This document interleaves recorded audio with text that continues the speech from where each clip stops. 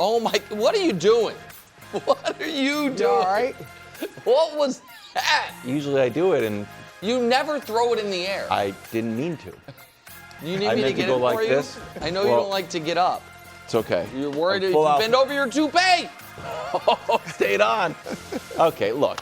What? Friday before vacation. It's still a power-packed show, and we're still locked in. Yeah, Don't we worry. are. And even though we'll be on vacation, Danny and Coach and Greg and everyone, there'll be good programming in this time slot. Yep. We're gonna Great be refreshed. programming, I would say. And then, yeah, outstanding. agree. And then, predictions week. Holy cow. Are you excited for the Monday morning call? I can't. When we get back, and Dusty's like, all right, so we're starting with the AFC West or whatever, and Brew's like, wait, predictions start today? Are you ready for that? You have. Are you ready Not for that? totally unfair. Have I ever said that before? Brew. Bruce, you're always prepared for the show, Yes. but you don't always know there's been many a Thursday call like, remember guys, we're off tomorrow, and you're like, we are? Whoa! I That's didn't not know. predictions. Okay, all right. just I've making already sure. been in the lab. Oh, Okay, first hour, first things first. Today, we talk MVP. Patrick Mahomes is one of the favorites, but will he have the numbers to make it a reality? Meanwhile, Cowboys exude confidence. Is this year the year? The quote you got to hear from Dak Prescott. And finally, he coined the term, maybe invented it, deep sleepers. Which under-the-radar team, a.k.a. a deep sleeper, That's going to stick. deep sleepers? Yeah. He invented Thanks, it. Brew. That one will stick. Is going to make the playoffs. This is my favorite story in the entire show, the deep sleeper story. Really? I'm glad we're doing it last. Right. We maybe should have moved it up the rundown. I like talking about the It's terrible an teams. easy answer. Titans? I don't think it's an easy answer, Brew.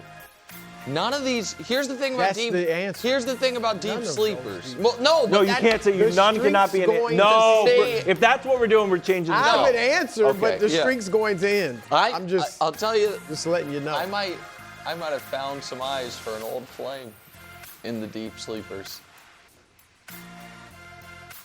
The Raiders were on there. The Raiders? Maybe. That would be Maybe. shocking. Wow. Maybe. Okay. Yeah, that's what it's. Sorry, Kevin Wild. You Nick were a Wright. big That is Cincinnati interesting. fan. Yeah. We're starting in Cincinnati. Lions, Bengals preseason. Joe Burrow, 5 for 6, 39 yards, 0 points and a sack. Not great. Only quarterback one held scoreless on the opening drive of preseason. Everybody else who started scored some points. Here's Zach Taylor and Joe Burrow. It's never fun. I mean, that's not what we want to have happen. But again, we'll continue to improve. You get your feet wet. That's football. Obviously, places we can be better. Work here. Yes, not nothing. Yeah. Yeah. The hat, not nothing we can discuss in a second, but first we're going to do a real football. The hat said I work here. If people couldn't Was see he it. asked about that? That I didn't listen to the full press He should conference. have been. That's a very. It's a interesting choice. hat. Yeah. It really was. All right, so Jordan Love, he didn't kick the field goal, but the Packers got a field goal. Good Kirk Cousins, Jacoby Brissett with a nice pass, and Cam Ward had a touchdown. Joe Burrow, punt. Yeah. So should Burrow's night worry any Bengals fans? In a vacuum, the opening drive or opening drives of preseason, as long as nobody gets hurt, you can say are meaningless. Who cares? True. But if we are big picture-wise looking at it and saying, okay, it was Cincinnati starters against mostly Detroit backups. The fact that, for me, the only real concern I have about the Bengals' offense, I'm not overwhelmed by their running game, but I don't think they have like a disastrous running game. But the concern I have about the Bengals' offense is their offensive line. Is that Orlando Brown, listen, won a Super Bowl with the Chiefs, shout out Orlando Brown, but after being a first-round pick, Baltimore moved off him, then Kansas City brought him in, won a Super Bowl there, they moved off him. Cincinnati, he's really found a home, but the reports are he's had a rough training camp already, and you saw him get dusted on a play Burrow got hit on.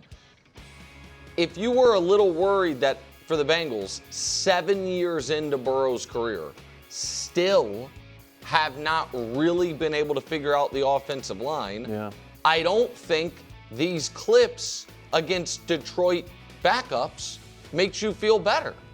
And so I think it is definitively not nothing.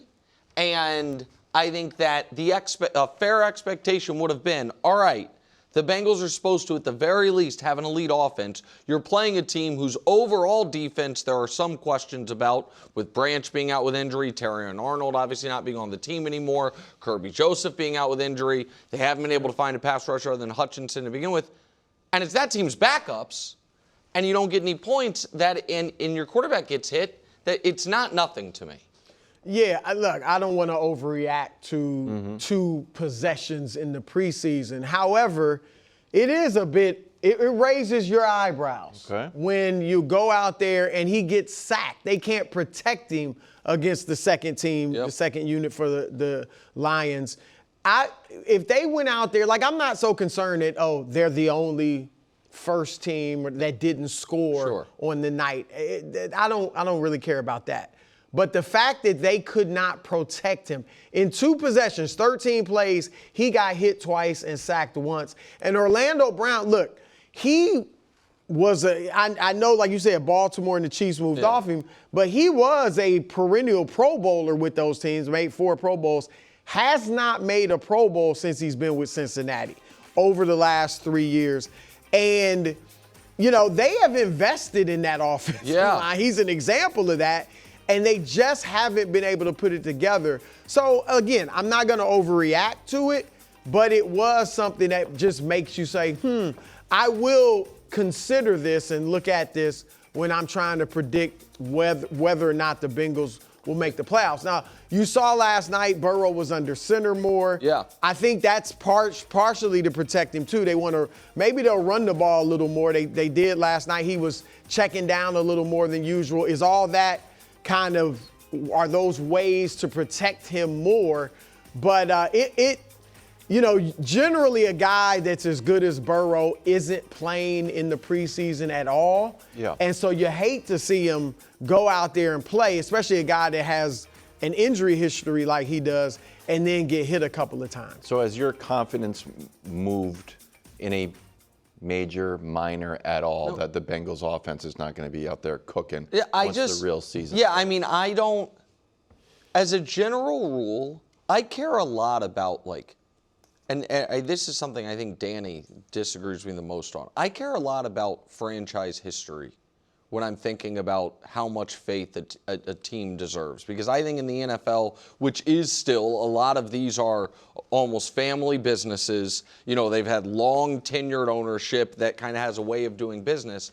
And the Bengals franchise, to me, is one that has never instilled faith, despite the fact, and this is what I think people... They've had some not only some decent teams, Brew. I think the Bengals, in my lifetime, have done better than the average franchise when it is quarterbacks. I'm just talking about quarterbacks. Yeah. Ken Anderson was there, won an MVP. Boomer Esiason was there, won an MVP. They then briefly were out in the wilderness, like in the late 90s, early 2000s. Then Carson Palmer, number 1 pick, was there. Andy Dalton takes over for him. And again, Dalton's not a great player, but it was, it was a decade of solid play. Yeah. And then Joe Burrow's there. So it's not like they have been bedeviled like the Browns or the Jets. We haven't had quarterback play at all. And yes, they have had more playoff appearances, and in the 80s they made some Super Bowls, and this decade they made a Super Bowl. So it's not like they've had no success like the Jets or the Browns to a degree. I just don't trust the team's infrastructure. And I think that they had, you saw it right after they drafted Burrow, when there was the question of, do we draft Penei Sewell or do we draft Jamar Chase? They went with Chase. I'm not even saying that was the wrong decision, but it was the more glitzy, you know what I mean? You get him his college teammate, and that's been the best. And Burrow pushed for it. Yeah, and then the Super Bowl. No. But then that decision to me was a precursor of, oh wow, we have 2-star receivers, pay them both. The different moves they have made that to me just make them. I don't look at them as this super high potential, super dangerous team. I look at them as a team that has a great quarterback, a great receiver, another really good receiver, and then a bunch of fine, and that to me doesn't win big in the NFL. Another round of something or nothing, Brew. Joe Burrow's hat. He's a bit of a fashionista. His hat says, "I work here." There's plenty of hats you could choose from. He chose this one. Something or nothing, the "I work here" hat. It has to be something, and I'm not saying there's something negative about the Bengals. I mean, he's from Ohio. He's had plenty of opportunities to ask out or make noise if he wanted to, but you don't wear a statement hat without it meaning something. And I hope somebody asked him about it. I would think, sitting there that would be a question. I didn't see the whole press conference, so I don't know if they did. But it certainly feels like something. I don't know what to make of it, though. It's not as bad as if there was one more word on the head. If it was "I just work here," that would be a definitive statement. Yeah. Yes. Right? I don't know. And if it was orange. Sure, yeah. I mean, Orange and black. I try to be as prepared for work as I possibly can be. I will admit something.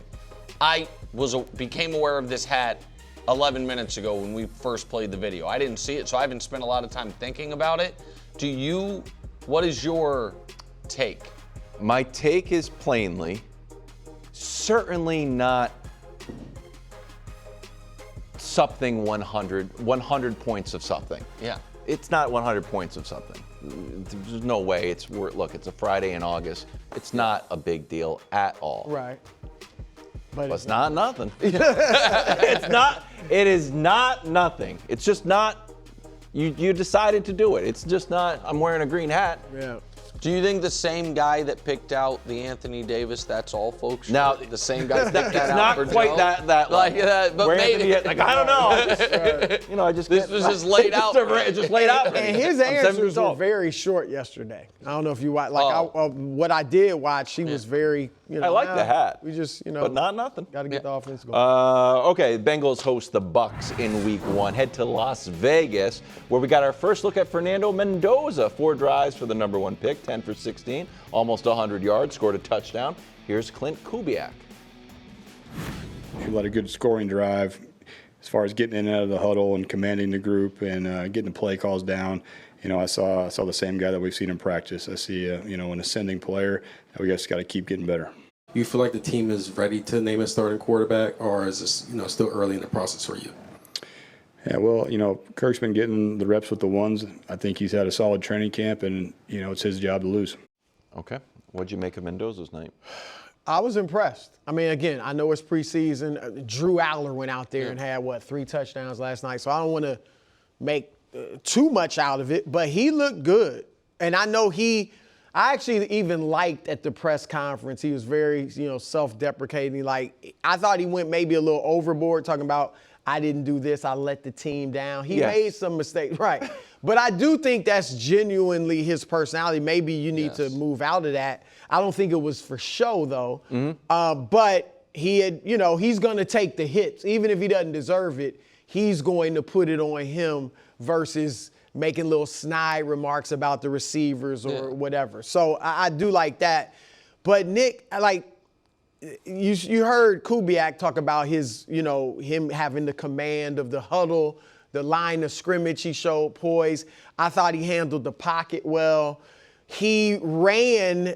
The one thing, like we talked about yesterday, you don't want to see him taking hits. He did take a good shot. I mean, he ran into the defender. I don't necessarily want to see a lot of that. Mm-hmm. But I thought of all the things this was the exact thing. And that's it. It was so similar, honestly, even to the place on the field from the game against Miami.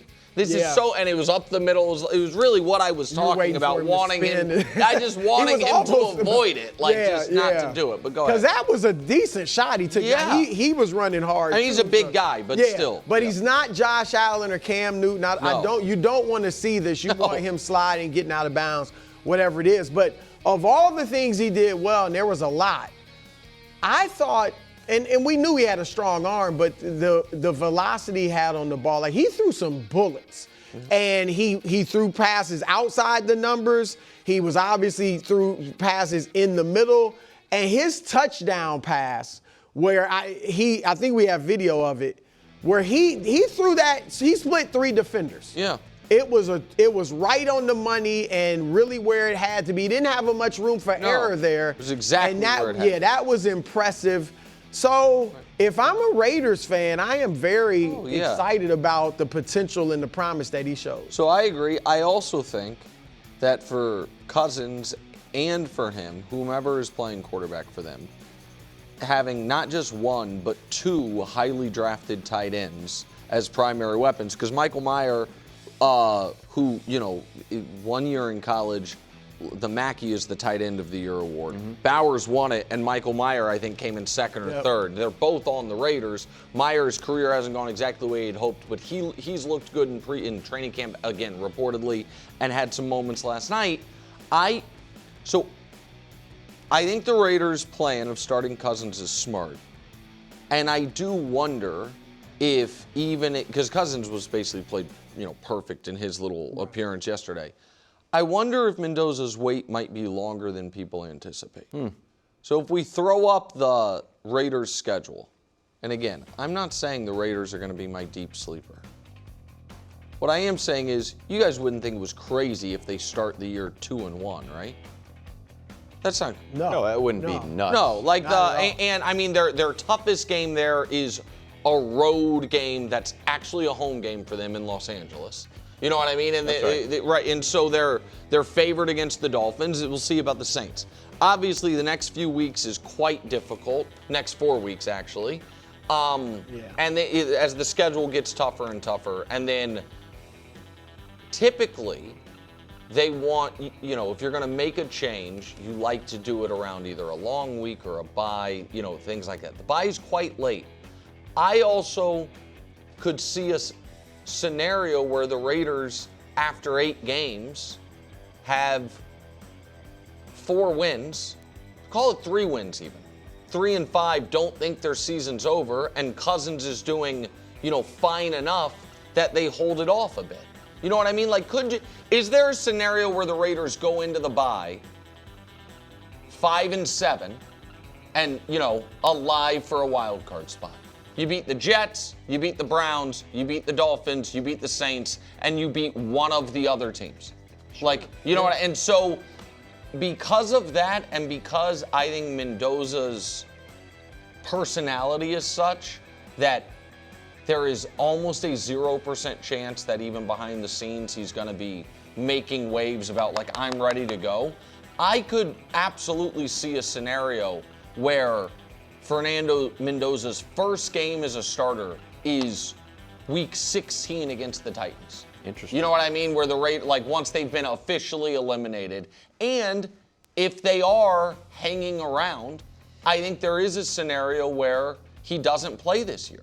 Where Kirk Cousins is, as Kubiak tries to just basically, reestablish the Raiders as an actual NFL team as opposed to last year, and run Genty as a good year. You know what I mean? That they're just, solidly mediocre, and they just roll with Cousins. And Cousins has had years where he put up good numbers. Yeah. They weren't necessarily winning big, but he was putting up good numbers. So I definitely think that's a possibility, and I don't hate that.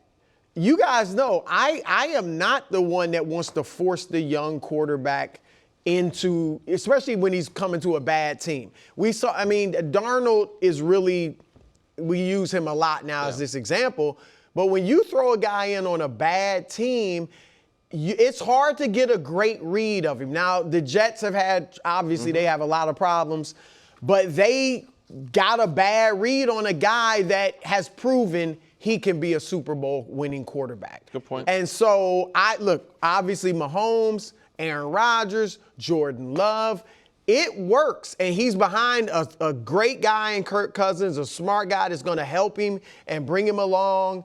And I would not have a problem with him sitting out most or all of the season, because I think it would help him going forward. And I don't think you as an organization sign Kirk Cousins if you don't think there's a real chance that Kirk Cousins starts the majority, if not all, of the season. Yeah, they could have signed. signed. You know what I mean? Gardner. Say it again. Gardner. Yes, there's a bunch of. They could have been the team that signed Justin Fields. You know what I mean? They could have signed a guy that's like, hey, you might get a few games, but we have the number 1 pick. We know who's starting. That to me signaled that they were serious about, potentially trying to compete this year, like every team right now is going to try to compete, but also that we don't feel like we have to rush you in. So I think he looked good. This didn't say I didn't think he looked good. The more I thought about the Raiders, I was like, I think Cousins might start a bunch of games. Yeah. A bunch of games. Be all right. Yeah, I mean, if they were all right, you're like, yeah.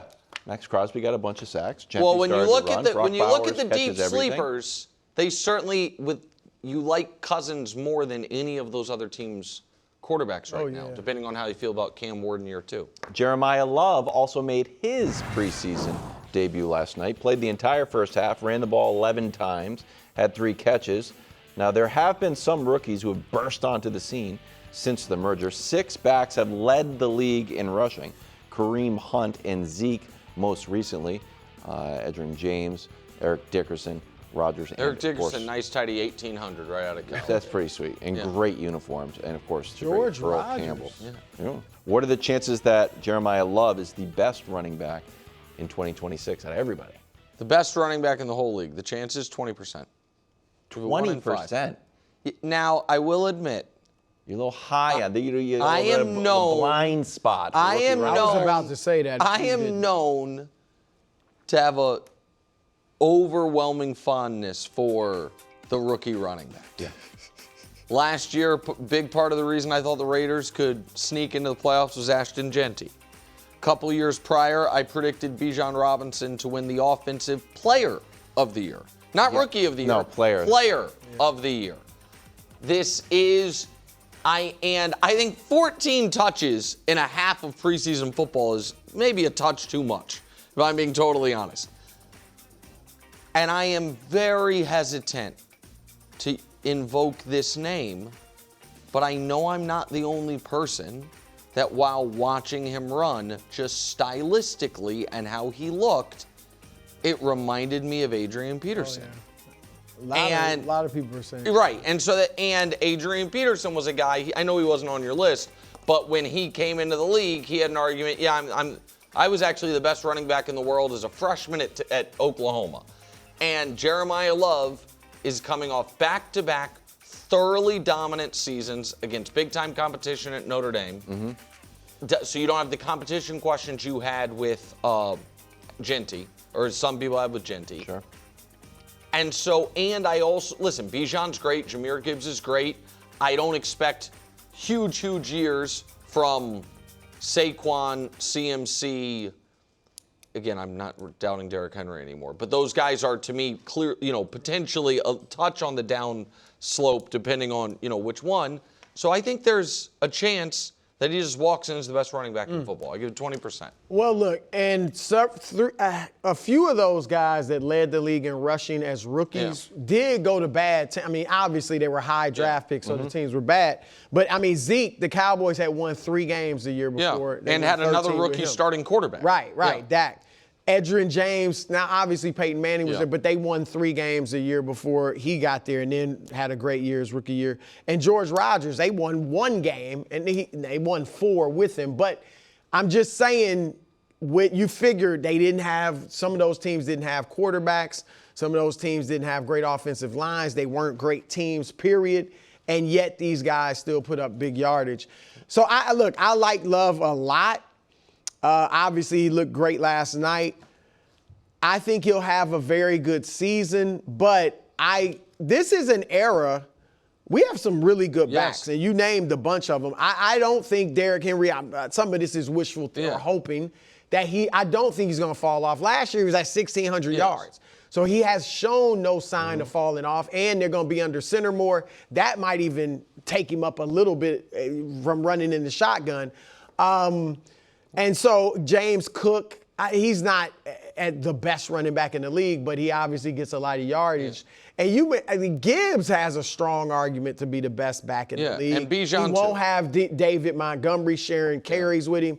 So, and Bijan is great too. So I think he'll prove himself to be elite, but I would be stunned if he actually comes out and we're like, oh my gosh, he's the best running back in the league. Jeremiyah, Rookie of the Year odds, Jeremiyah Love 1, Fernando Mendoza 2, which seems high. I wouldn't bet that. Yeah. Carnell Tate 3. So part of the Love thing also is just twofold quickly.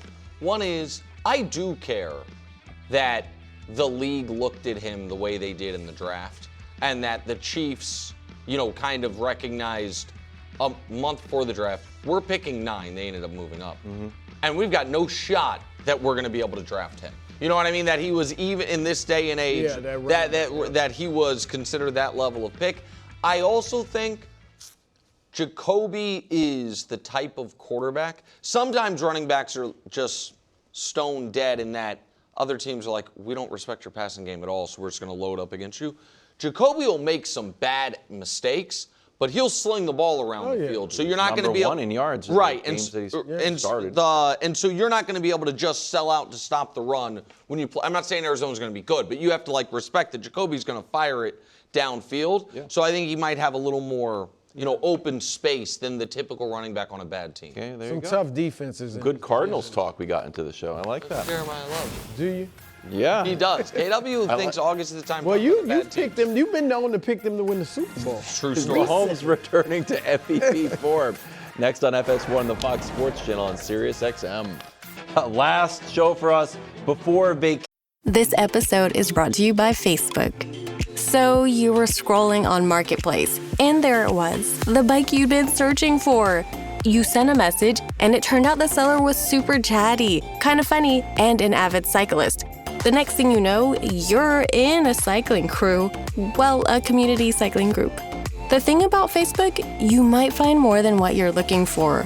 From a browse to a bike ride, this summer find more on Facebook. But when we come back, holy cow, we get right into it. Predictions week, starting August 31st. And it's going to be star-studded. We're working on some great surprises. Yes. One of our predictions, who will win MVP? Josh Allen favored to win his second MVP. Lamar, second best odds to win his third. Probably name the award after Josh. Burrow, If he wins this one, that's definitely on the table. has the third best odds to win his first. Then there's a 3-way tie for fourth. Herbert, who did have one single MVP vote last year. Drake, who was 1 vote shy of tying Stafford for MVP. And Patrick, who's already won MVP a few times. So, are we buying that Patrick Mahomes can win another MVP? Coach, you were not out here yesterday for the A block. But the A block question yesterday was, any doubt the Chiefs return to AFC dominance? Yeah. My answer was, yeah. Very measured. I have some doubt. And I explained why I'm confident, but I'm not doubtless. And I'm only saying that to try to front end your whatever you're going to accuse me of when you go. Because this question is buying whether or not Patrick Mahomes can win the MVP. And the answer to that question is a resounding, obvious yes, he can. And the evidence that I would give you from that is I believe this Chiefs team is better suited in a multitude of ways than last year's Chiefs team. And last year, Patrick Mahomes had 2 seasons. The first half of the year, when it was vintage Patrick Mahomes, and the final 6 games when he played the worst he's ever played as a pro. So I've shown the MVP odds graphic many times, so I'm going to remind the audience that, but then I'm going to show why this was the place he was in. At the midway point of last year, he was a huge favorite for MVP. Now, KW and others might think, that's just, Vegas Chiefs inflation, whatever it is. It wasn't deserved. But at that moment, here were Patrick's numbers on the year. Patrick, at the midway point of the year, was averaging 300 yards per game, 21 touchdowns, 4 turnovers, a 103 passer rating. And this was all obviously post the tackle that turned the tide when they all of a sudden got back to the light show for 5 weeks, which they did. And then it all went to hell. And that was not just because of players around him. He played poorly. There was a lot of things with it. But at the midway point of the season last year, with Rashee Rice having been suspended 6 of those 8 games, Xavier Worthy being injured, the offensive line already, Josh Simmons was on his little sabbatical. If we show his ranks in some of these categories, he led the league in touchdowns. He was second in yards. The Chiefs were a high-scoring, not 30 points a game, but a high-scoring offense. So if he could do that for half the year last year with weapons, I think, worse than the ones he's going to have this year, then can he do it this year for a full season? Absolutely. So yes, he can win league MVP? Like my gut is to say something sarcastic, like the Chicago Bears were up by 18 points at halftime, but you play the whole game. Yeah. You know what I mean? Like you got to see the whole season. Yeah. But I'm not going to do that. What I think, with Patrick, and I talked about this with Tom, that Tom had the great year, had the injury, came back, had an okay year. It was still very good by most people's measure, but nowhere near what it was. And now Patrick's coming off a below average year to really poor year, has the injury, and is coming back. And the difference between those two players is Patrick relies more on his mobility than Tom ever did. So that's a cause for concern. But the idea that he can't win it, yeah, I don't think that's right either. Patrick has done so many things incredibly throughout the course of his career that the worst thing you can do is underestimate a great player. And he's arguably, he's in the hunt for greatest of all time. He's not quite there with Tom, but he's in the hunt for it. And I always share that story with Randy Moss, how that he had traded to the Patriots. He hadn't really played much, didn't play in preseason. We opened up with him at the Jets, and he hung 180 on us, and because we underestimated him. So that's what I'd say about any great player, which Patrick is. Even with the injury, he could easily be in the mix for this. Yeah, I mean, obviously, like Nick said, he can. I mean, you'd be crazy to say he can't. I would never, throughout his prime, I would never say he can't win the MVP. Now, he is not one of the guys at the forefront of my mind. I think last year I voted him, I thought he was my preseason pick to win MVP, and maybe even the year before, for all I know. But I know I've had him several years, thought he was going to win it. Right now, I'm not thinking that way. And I think he's probably appropriately rated. What was he, sixth? No, he was tied for fourth. Tied for fourth. Herbert and Drake. I do. This is not in order, but I think Lamar has Mahar's got a great chance. Yeah, he's more in the forefront of my mind. Herbert, I know he's never really come close before, but I like Herbert. Josh, of course. And Dak, I think, has a chance. If he stays healthy, I think Dak has a real chance. Greatest offense there is, so yeah. You're right. Stafford, I mean, winning it back-to-back is tough, but, he could put up big numbers. Why is Lamar's chance better than Patrick's? I feel like you're right. He has a new OC, and he's coming off a poor year by his standards, too. But just more recently, we've seen him put up the big numbers. Lamar's been more excellent in the regular season recently. And that's why I called for Bieniemy to get him back as the OC, and that's when Patrick was last putting up the huge numbers. He's back. We'll see how that works. But over the last 3 years, Patrick just hasn't had numbers. No. And I know eye test, and you showed that little stint where he was playing great. His eye test is always good, typically. But you do have to have the stats. To win the MVP, you got to have stats. That first half of the year, he had to do it for the whole year. Here are the raw numbers from what the last few MVP winners have had. Yeah. Matthew Stafford went 12-5, obviously, so you got to win. 4,700 yards, 46 TDs. Josh had 40 touchdowns. Lamar, that was actually like a quiet year, and he still had 4,500 yards. Next year was better than a crazy year, but then Josh. And then Mahomes at 5,600 yards, 40. There's that many touchdowns. I would be shocked. But again, the receiving core.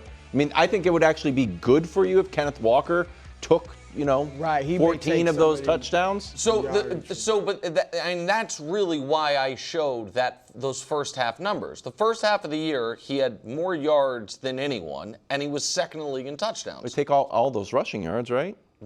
He was running no, around but for his life. So he was 206. I think he was second in the league in passing yards. The first his yards have still been high. It's just his passing yards. You expect his rushing yards. He was hit. No, I think it's right. I agree with you. To win MVP, you have to have awesome stats. Yeah. And I just think, I think Mahomes' year last year is remembered as, you know what? He was kind of mediocre all year, and that's not what it was. No, he was awesome the first half, and then truly bad. Like, not just by his, I think. You're going to play awesome in the first half? Well, the first half of I just showed he led the league in yards and was second in the league in touchdowns. I know, but it was it was like a big game against the Raiders. No. They blew out the Ravens. They then blew out the Lions. They blew out Washington, they blew out the Raiders, and they scored 30 and lost to the Jags. And after week 1, I mean, I'll tell you the whole schedule. Week 1, they lose to the Chargers. Yep. Week 2, they lost to the Eagles on the Kelsey play. We were there, yeah. Week 3, tackle that turned the tide against the Giants. Then week 4, they blow out the Ravens. Week 5, they lose to the Jags. Week 6, they blow out the Lions. Week 7, they blow out the Raiders. Week 8, they blow out Washington.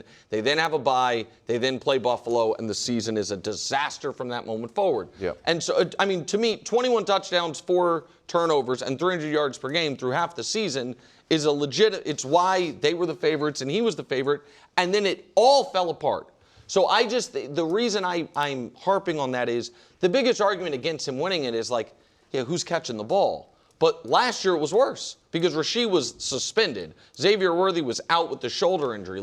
So I mean, we'll see what it looks like this year. But for what it's worth, 4 of his first 5 years, he had 37 or more touchdowns. Yes. 105 or higher passer rating. Last 3 years hasn't thrown even 28 touchdowns in a season and hasn't had a passer rating of even 94. Yeah. And ended poorly punctuated by an injury. Yes, right. So he's coming off of that. Dak Prescott talking Super Bowl, wearing vintage Cowboys championship shirts, calling his offense the Gotti, greatest offense there is, and told Jory Epstein of Yahoo, Jerry Jones moving different.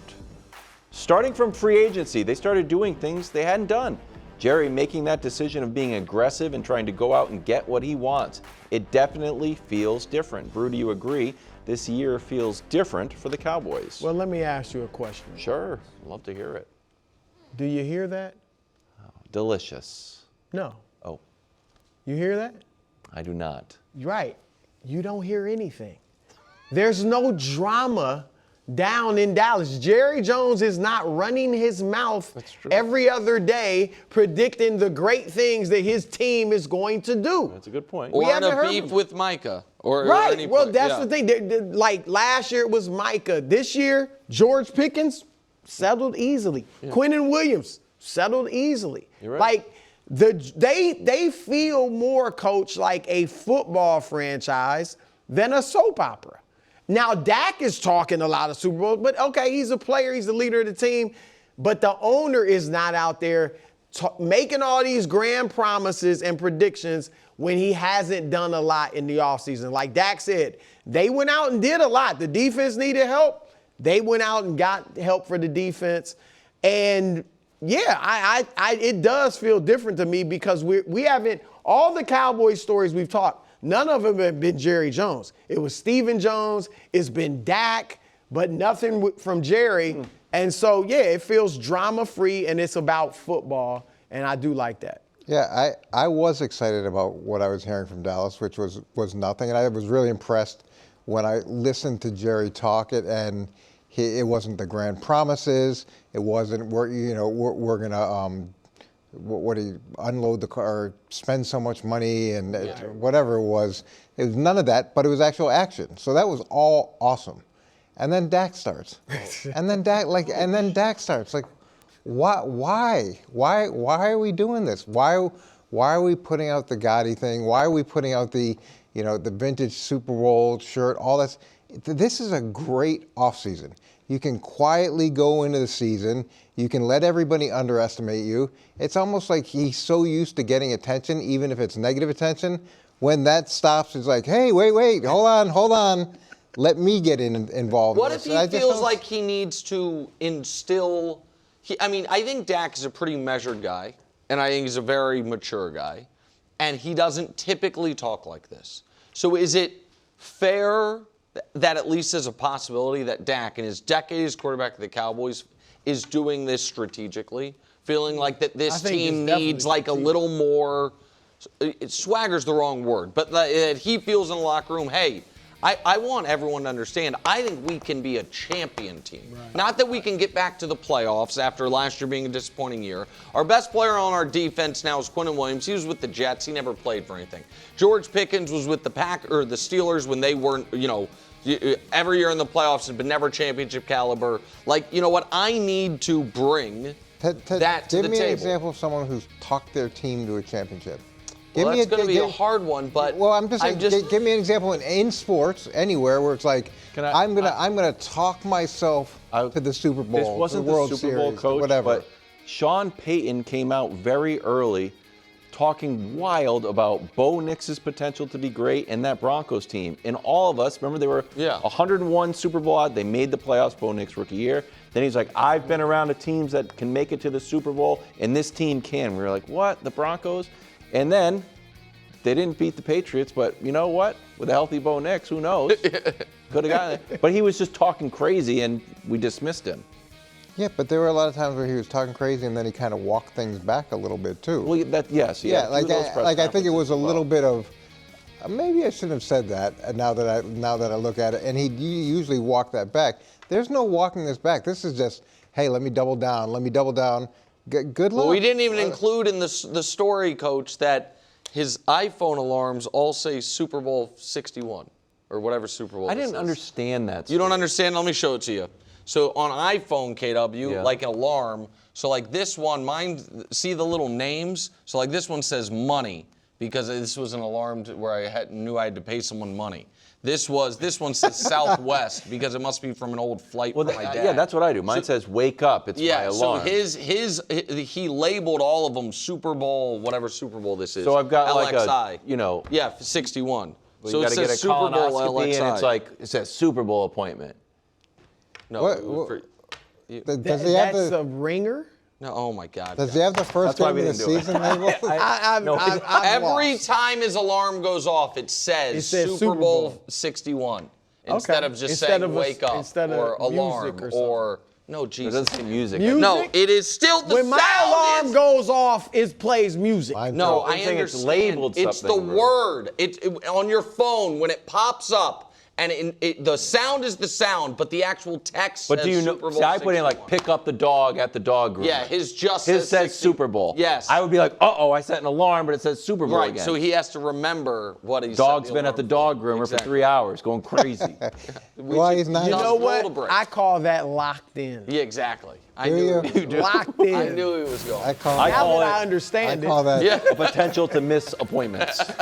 Weirdest and most wonderful plays of the night. Next.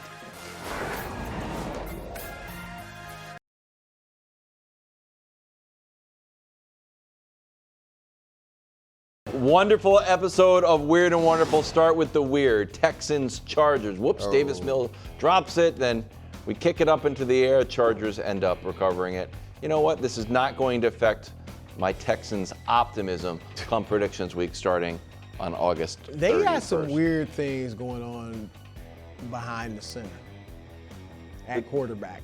It's just some weird stuff. It's just preseason. That looks like I'm just saying. This is a very preseason Lately, type moment. It's just a preseason. It's just wacky because it got hit up in the air. Wonderful. Like the last two games they played. Cardinals in Las Vegas. Jacoby Brissett finds Marvin Harrison Jr.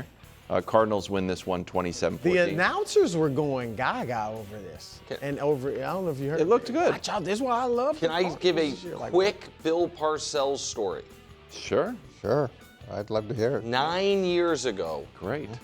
In the old building we used to be in, my old co-host Chris Carter, I think it's been long enough I am allowed to tell a story, puts on speakerphone Bill Parcells. He's up at the horse track or wherever he lives, up upstate New York. Yep. And Parcells can't stop talking about how this kid in New England, Jacoby Brissett, can be a starting quarterback in this league if he ever gets a chance.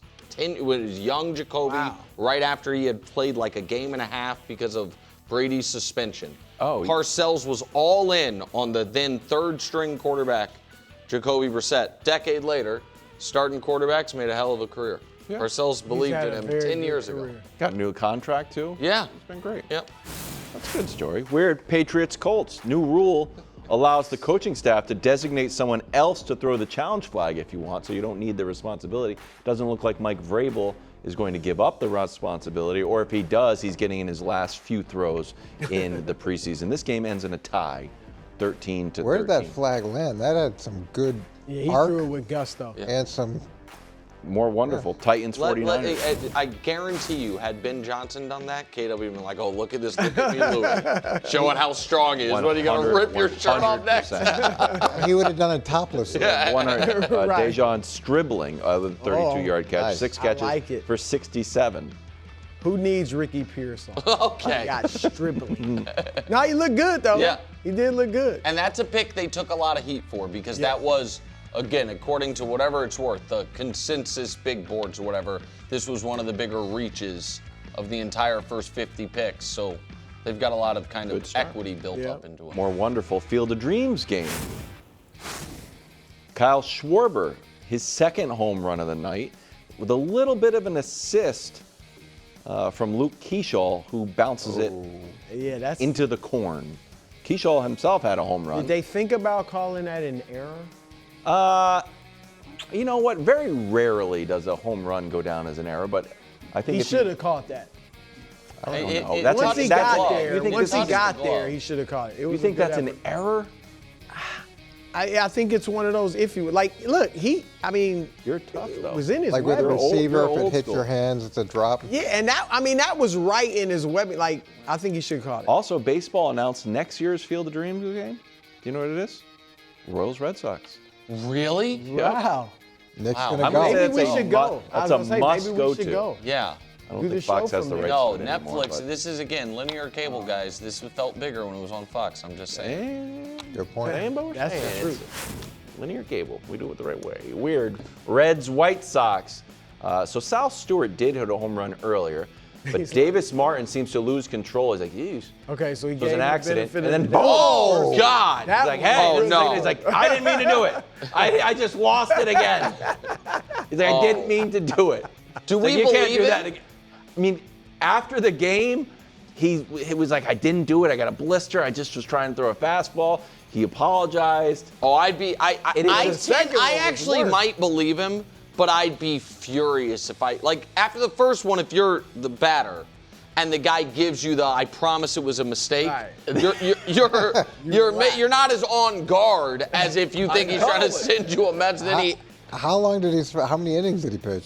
They got tossed. he got tossed. After this, he The gets tossed. second one That's was right. way worse. Proud. Look, he's like, "Yikes!" But he's not even Yeah. thinking. That He's was- like, and he gives okay. a thumbs up. Okay, It's fine. yeah, It's like, that- that was wow. close. Here's the next one. That one.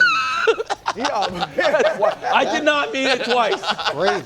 I did not mean it. That's I have no wild. control over what I'm doing. Time for Capital One Top Performance presented by Capital One. What's in your wallet? NFL 100. Coming in at number 21, the Super Bowl champion, Sam Darnold. Pretty good. Nick, your updated list, which you've been right I've done so a far. great job, Yeah. if I may say, because we guessed how many people were on it once. I think Jordan Love came out was when we initiated this list, and we're going It's to worked out. So still to come, Mahomes, you and the Allen, players Stafford, are and seeing Drake. things Right. Darnold ahead of Dak, Goff, Herbert, Burrow, Caleb, Super Bowl MVP, Jalen Hurts, amongst others. Is Sam Darnold too high, too low, or just right?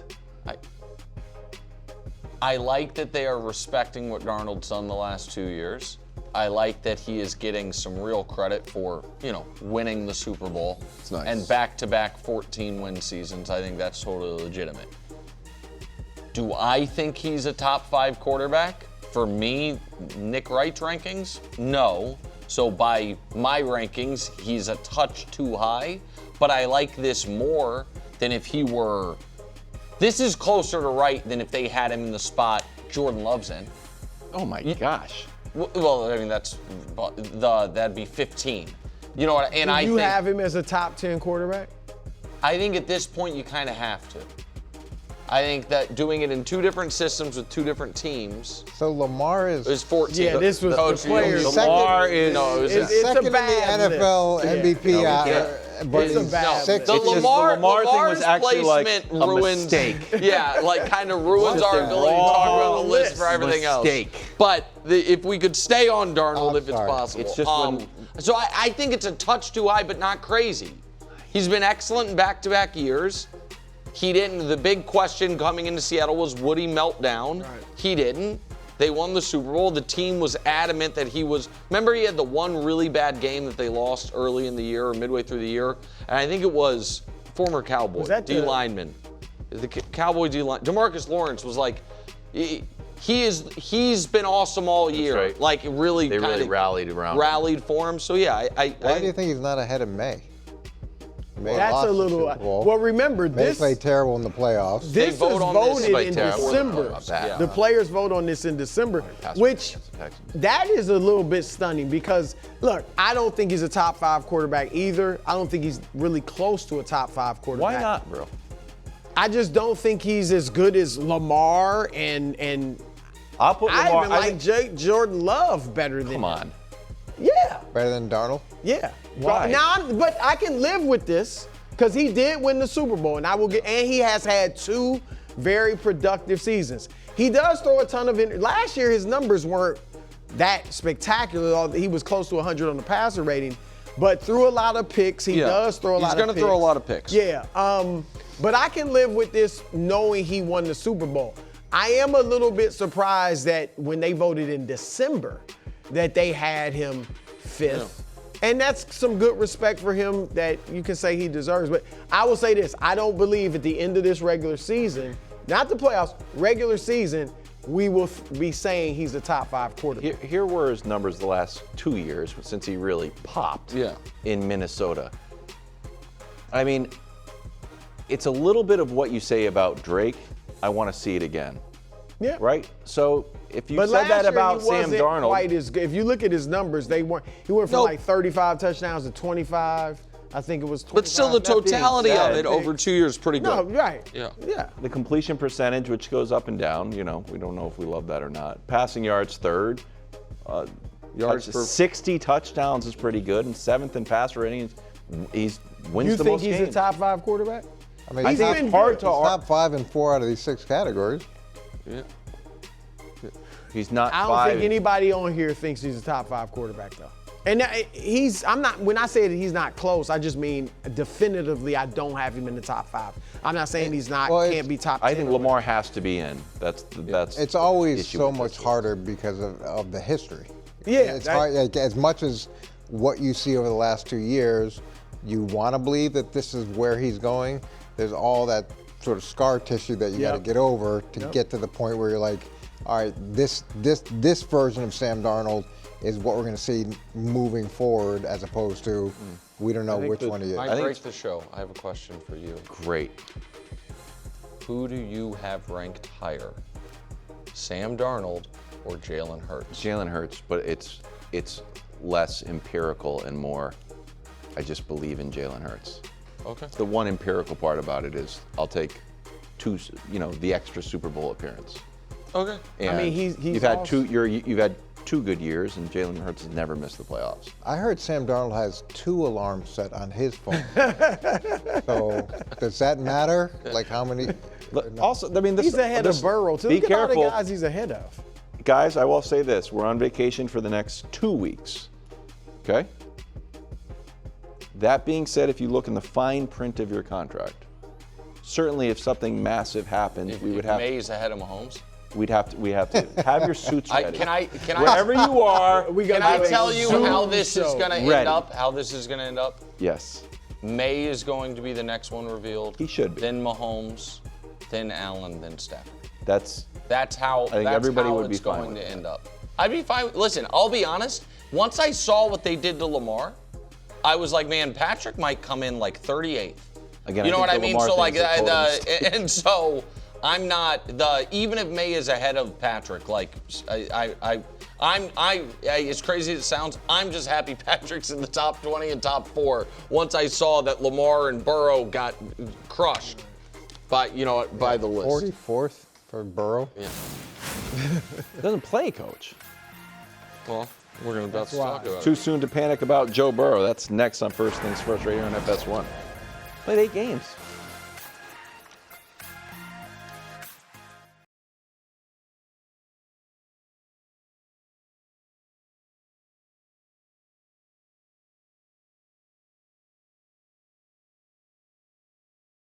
First Things First is sponsored by Ram Trucks. Live from New York, it's the show that's singing Myles Garrett's praises. He had missed a few practices. He's missed 7 practices, but with lower body soreness or knee swelling. But it's also on the board that he's like, Yeah, I'm probably just ready to go when the season starts, boys. Remember last year? I'll be there. There was the hand ringing over Stafford. Yeah. How's that? Did they still have The immortal chamber? Yeah. I don't know. You would think it They would do have it. taken Dusty's off. reporting. Yeah, maybe that's where Myles Garrett's hanging out. It works Maybe for he's in Saga. there just MVP. like chilling, just playing video The games. substation, Yeah. basically, but it's smaller. Okay, second hour, first thing. The opposite of a substation. It helps injuries. Today, when will Mendoza take over as I QB1? told you we'd talk about this today, Coach. Maybe next year. Very interesting. Meanwhile, which deep sleeper Deep sleeper, trademark. is making the playoffs? Nick invented a term, deep sleep. Deep sleeper. Deep sleep has existed. Deep sleeper. You told me in you reference to invented NFL deep teams. sleep. I invented deep sleeper in reference to NFL teams. Everybody knows it. Was it you or Marshall? No, that was me. Oh, because he named the Yeah, tier. it was Marshall, wasn't it? Interesting. Wow. We're back to Cincinnati. I'm not trying to start anything. I'm Nice. just saying. Joe Burrow in action, preseason game 1, threw for 39 yards, got sacked, didn't play great. Here's Zach Taylor and Joe Burrow himself. It's never fun. I mean, that's not what we want to have happen. But again, we'll continue to improve. You get your feet wet. That's football. Obviously, places we can be better. Okay. Every other quarterback that started the game, QB1s that is, outscored. Joe Burrow had to punt. Should Burrow's night worry Bengals fans at all? We're not saying it's something, but we're not saying it's nothing, Coach. Yeah, look, I didn't love him getting hit twice because he got sacked there and then he got hit another time. Yeah. But in fairness to the Bengals, on the play that he got sacked, they had 8-man protection. So they were blocking with the back and both tight ends. It really shouldn't have been a sack, and he probably should have gotten rid of the ball earlier. This to me is a partially the protection, but partially Joe Burrow not getting rid of the ball in time. And it wasn't like they were reckless either with the way they were setting up the play. They could have kept 9 in, but they kept 8 in. That's a lot of guys. But that's concerning for a different reason, right? That you kept 8 in against the Lions' backups and gave up a sack? Well, Joe's got to take some responsibility for this. With max protection, if it's not down the field, at some point the clock has to go off of, hey, I should probably get rid of this and not take a hit. He probably, like every other starting quarterback that we listed, wanted to end up with some points. Maybe he was getting a little greedy on the play and took an unnecessary hit. Shouldn't do it, and there's no need to do that. One of my concerns about Cincinnati is it feels to me like, and it's gotten better, but Joe's entire career, they haven't been able to figure out the offensive line. And so again, this is a tiny, snapshot. But Orlando Brown, their highest, paid person on their offensive line, is the one who gives up the hit we're about to see.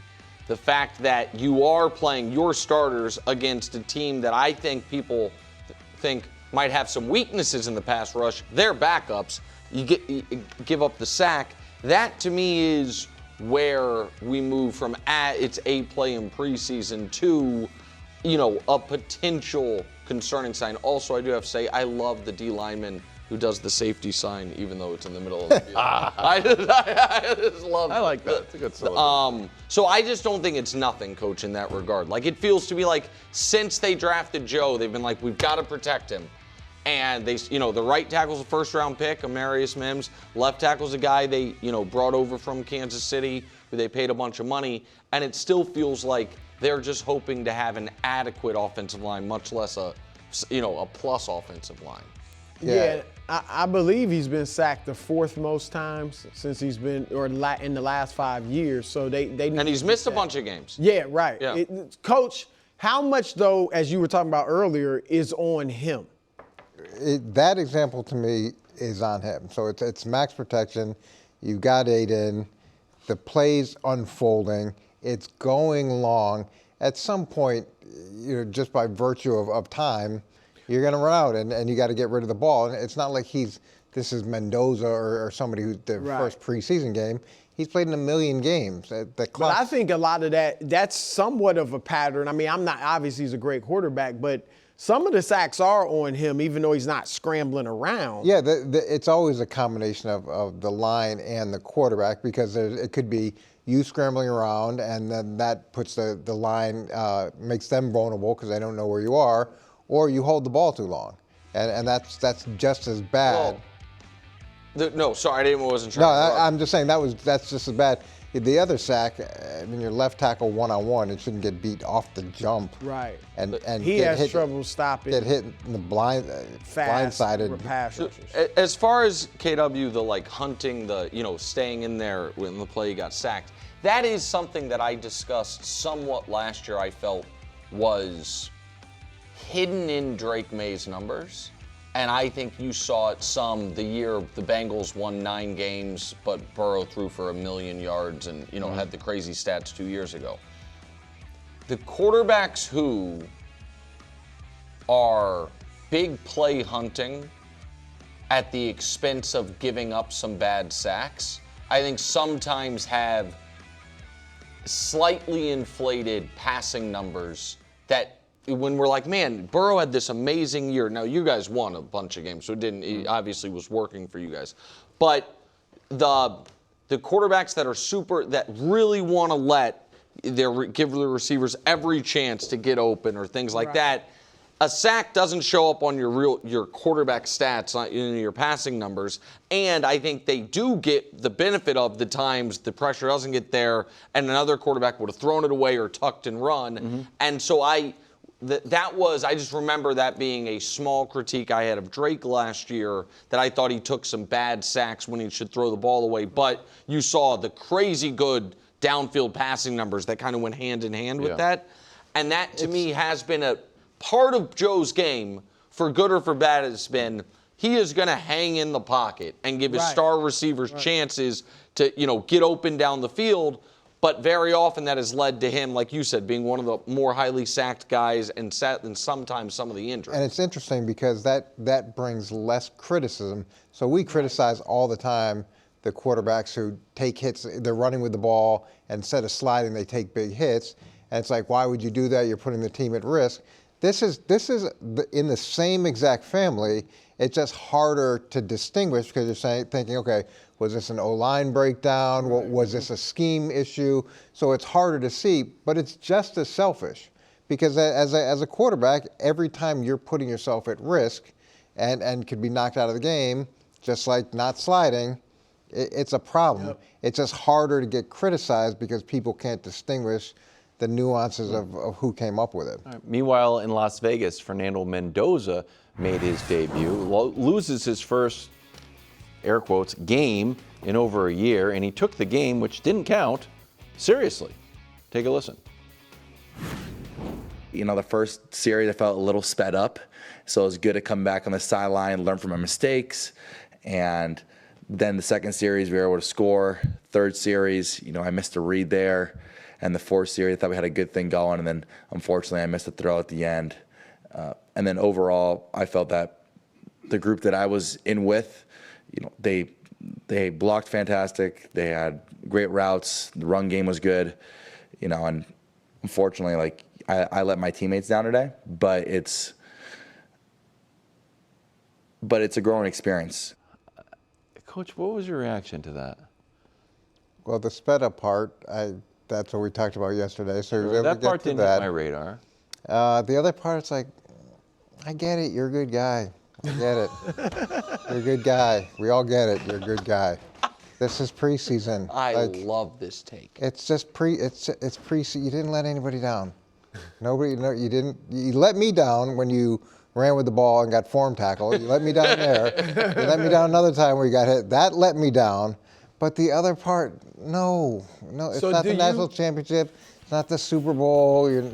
So are you saying it's a little too hokey? Oh my! I mean, stop. Because I agree with you that he didn't let him down. But do you think? I think that comes from a sincere place, or do you think it's just? I'm selling this image. I don't know. I don't think that flies in the locker room. I was gonna for a while. Like initially, it's like, oh yeah, okay. But if it's like the person who says I love you all the time, it just doesn't mean anything after a while. If you keep thinking, like, oh my God, I let you down, I let you down, I let you down. Like, yeah, it can't. It doesn't need to continue. Mean something. But I think the positive is that, unlike some quarterbacks, if there's a play, he's not going to throw anyone under the bus. He's not going to throw him under the bus, and he will take the blame. Now, he doesn't need to do this every week, all the time. Totally get it. But the first drive of your first game in preseason football, we don't need. You don't need to have a like an emotional moment. It did seem emotional. It was a lot for it did. Because I didn't think he let anybody down. I thought he played well. No. Yeah, it's just the preseason. It's So it's so. I didn't know that's where we were going to go here, but it was. I had my reaction watching that was, listen. Fernando has given what I would consider very unique interviews for as long as he's been in our life. At Indiana, like his post-game interviews with Jenny Taft or with whomever, when he would like turn and look straight into the camera and be very. It feels genuine, but it also feels like I have not seen a lot of personalities, similar to his at the position. Oddly, the closest one is the starting quarterback for the team, Kirk Cousins. Yeah. You know what I mean? Who had some of it, but just maybe not quite as emphatic. You know what I mean? Of the way it was. But I do think Kirk Cousins looks like a gangster in comparison. But I think he is a sincere guy with maybe a level of polish I need to be the CEO of this team as well. It can be both, right? I agree with that. You mean Kirk or Mendoza? He means Mendoza. I agree. I just would. Here would be my only, if we're really talking about this, my only concern. I'm just being who I am, but I also am, polished or have, kind of I am packaging who I am strategically. The quarterback that comes to mind who was the poster child of that, and it ended up kind of blowing back on him, was Russ. Russ, who had, had a very earnest, I think sincere disposition, but then also had, it felt like a little too much branding on top of it. That as far as, forget what the fans or media or whatever, if they ended up calling him corny at the end of it, but within the locker room, that very quickly ran its course. And so I'm not projecting this for Fernando at all, but it was just like Joe Burrow's hat was like, oh, that was unique. His press conference, that was unique. Wouldn't you think Kubiak pull him aside and say, look, I get, maybe talk to him about, we don't need, every game you don't need to fall on the sword. There'll be times when that's appropriate, but you don't have to do that every game and come out like that because it can be read the wrong way. He also hasn't lost in years. Maybe he forgot how to do it. Yeah, that's the other thing. I just haven't lost for ages. I don't know what conversation you're having. If this is truly his personality and that's going to be how he is every time at the podium, when I don't know I'd have to really dig in on this to figure out Raiders what I would say. The Dolphins week 1. So either the Raiders or the Dolphins will be in first place headed into week 2. Nice. Sure. Yeah. Deep sleeper preview. Thanks, DW. New sound on the drama around Jayden Daniels and LSU's DJ Pickett, who is wearing number 5, which Jayden Daniels wore when he won the Heisman with the Tigers. Okay, we've got 3 pieces of sound coming up. Pickett himself, his coach Lane Kiffin, and yesterday, Joe Burrow was asked about his jersey being potentially worn as LSU jersey. Take a listen. I wore the number my whole life since I was 4 years old. It was a number I was promised. And I wish Jayden the best. There's a lot to numbers and whether they're retired, whether they're not, and different versions. And so I don't have an answer. They told me that they wouldn't use it again, but you never know. You never know what happens. Your reaction to this? Just another little. All right, just snap quick. One, I feel badly for DJ Pickett in this. I don't think he, you know what I mean? I don't think he's done anything wrong. I don't think it was on him to be like, actually, out of respect to Jayden Daniels, I'm not wearing it. He was told when they were recruiting him he could wear it. Last year he didn't get to. The new coach is telling him. He probably asked for it again. Yeah. And you're right. I wanted the number. You guys told me I could have the number, and so I don't think he expected when he got the number it was going to create a fire. You know, whatever. I don't know, this firestorm, whatever it is. I think Lane Kiffin is a very, very smart offensive mind and seems like he's a pretty good college football coach. I don't find him to be a credible narrator of any event. So I want to throw that part out. I do think what Burrow said is noteworthy, and it's what my gut was yesterday. They don't look at number 5 the way they look at number 9. They look at number 9 as the number that maybe the most important player in their program's history wore. And they look at number 5 as the number that one of their all-time greats wore, and they have different rules. But number 9 doesn't look at number 9 the way number 5 looks at number 5. He said, yeah, they told me they wouldn't do it, but we never know. He didn't really care. Yeah, it wasn't like he was saying, but if they did, I'm going to slap them with a letter. I don't know. Ed Orgeron was the coach when Burrow was there. And they, presumably him and the administration told him.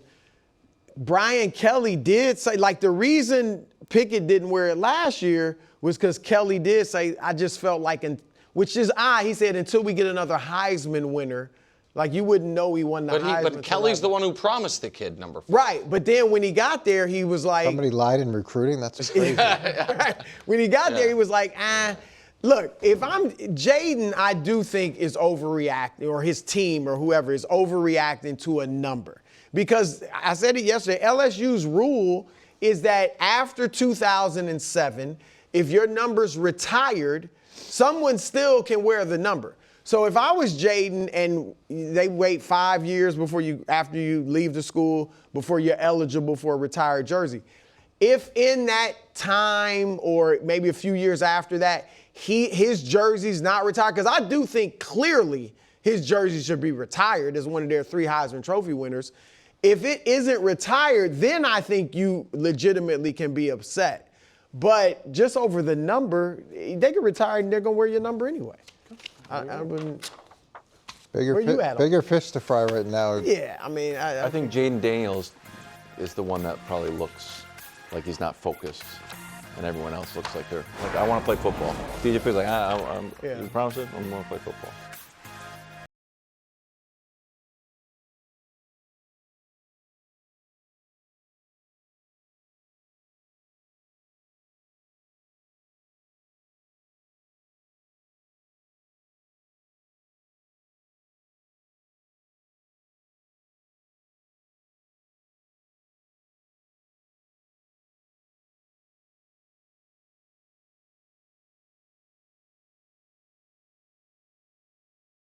Sunday on Fox, the stars of IndyCar, full throttle north of the border, headed to Ontario.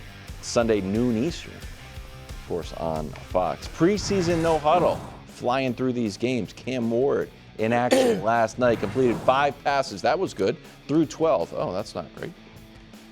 Here's his new coach, Robert Saleh. This was a bad one. It felt like his decisions were right. It just felt like he was a little bit sped up more than he has been in camp.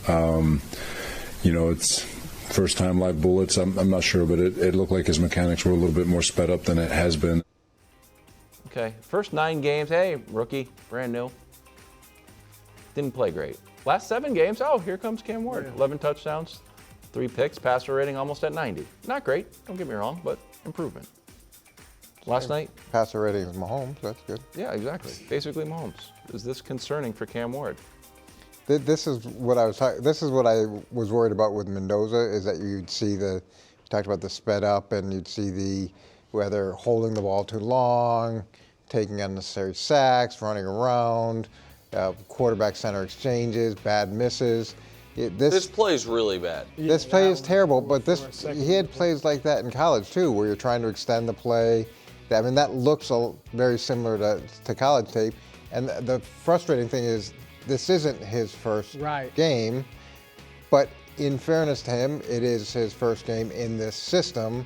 And maybe that's why he looked as uncomfortable as he did. I do believe that Brian Daboll will do a good job with him and get him to a space and where he can be efficient and he'll play into his strengths. So once he slows it down, should be some progress.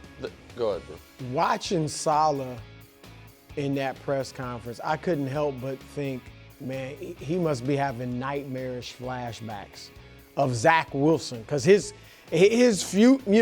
career was tied to Zach Wilson and obviously didn't go well. And if Cam Ward doesn't pan out, that could very well cost Salah his second opportunity, which might be his last as a head coach. And I know that's getting out way ahead of it. I'm not saying Ward won't be good, but I don't want to overreact, but it is a little bit like you said, Coach, he's played a full season. I think the saving grace is that last year he did finish so strong. Even those numbers you showed were strong, Wilds, but over his last 5 games, he had 8 touchdowns, just 1 interception. His last 4 games, 3 of them, he was over 101 passer rating. So he did show promise at the end, and that's what you have to bank on. But 5 of 12, 57 yards in a preseason game for your starter in his second year, that is a terrible look. And so here is because, and we're in about 10 minutes, gonna do the most anticipated segment of the day. Deep sleepers. And yesterday I was flirting with the idea of the Titans being my deep sleeper. I think that's a fair take. And part of it was like, man, I don't love their personnel on defense, but I didn't always love. Some years Salah in San Francisco had great personnel, but some years he didn't. And, he gets the defense up to a level. Yep. The Jets, I think had pretty good defensive personnel most of the time, but I just feel like we can count on the Titans defense taking a big jump. But what we haven't seen, and again, he's a defensive coach, so I don't even know how much of this is on him, but like Robert Saleh helped develop a young quarterback. That's not what that's not what he's done. Now, but he's got Brian Daboll. He's got Brian Daboll. And so that's correct. And so that is, we saw Brian Daboll, get good out of Daniel Jones, their first year together. It didn't, end up going that great there or with Daniel. But this is objectively concerning because it would have been a little concerning if that's what Fernando Mendoza looked like, this year's number 1 pick. To have last year's number 1 pick, look like that. Wouldn't have been nothing. Right. And so, it's at least somewhat concerning. Deep sleepers coming up in about 10 minutes, so we'll see where the Titans He's your guy. fall. I know. You want to weigh in? Speak of concern. Good. This Colts is how Patriots. Super Bowl dreams go to die. Tied their preseason game 13-13. What is that? In the process, second-year kicker Andy Borregales missed 3 field goals. Hit from 40 and 52, missed 49, 55, and 56. Here's his coach, Mike Vrabel. I don't have a message. We're expected to make them. That's pro football. They're banging them in from 60 yards. They got 2 kickers on the roster, so Andy knows we have to make those field goals. Coach, concerned? Should I be concerned? He went 3 for 5 last preseason. So he missed 2 last year. One of them was a 50-yarder, and then he ended up hitting 84% of his kicks during the regular season. So he missed 4 for 4 from 50. Yeah, he missed the 3. What was it, like 56, 55, 49? Yeah. Maybe they should get the ball closer to the end zone. Well, maybe that would be something they could improve on. Sure, but it's nice to have a big leg out there. Let's maybe that's not him. Why don't we push it 5 yards closer? So again, I think in preseason you're allowed to do anything you want, like from a coaching standpoint. So this isn't a criticism of Vrabel, but I do think when Vrabel says he's like, yeah, guys are banging them in from 60 yards. That doesn't mean your kicker can. Right. So there are some teams right now that as soon as you cross the 40-yard line, you are in expect to get 3 points range. Mm-hmm. And again, I'm not saying Borregales isn't that guy, but it is incumbent on the head coach of the team, and that's what the preseason's for, to know whether or not you have that guy. I think Belichick's last year, you guys had Nick Folk, who hadn't missed a kick inside 40 in like 6 years. It was crazy. Yeah. But his absolute peak was like 47.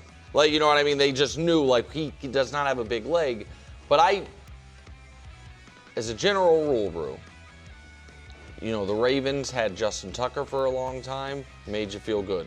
The Chiefs this run have had Butker. Last year was the first year where that didn't feel good. We'll see what it looks like this year. If you are truly competing for a Super Bowl, nothing makes you sicker than shaky field goal kicker.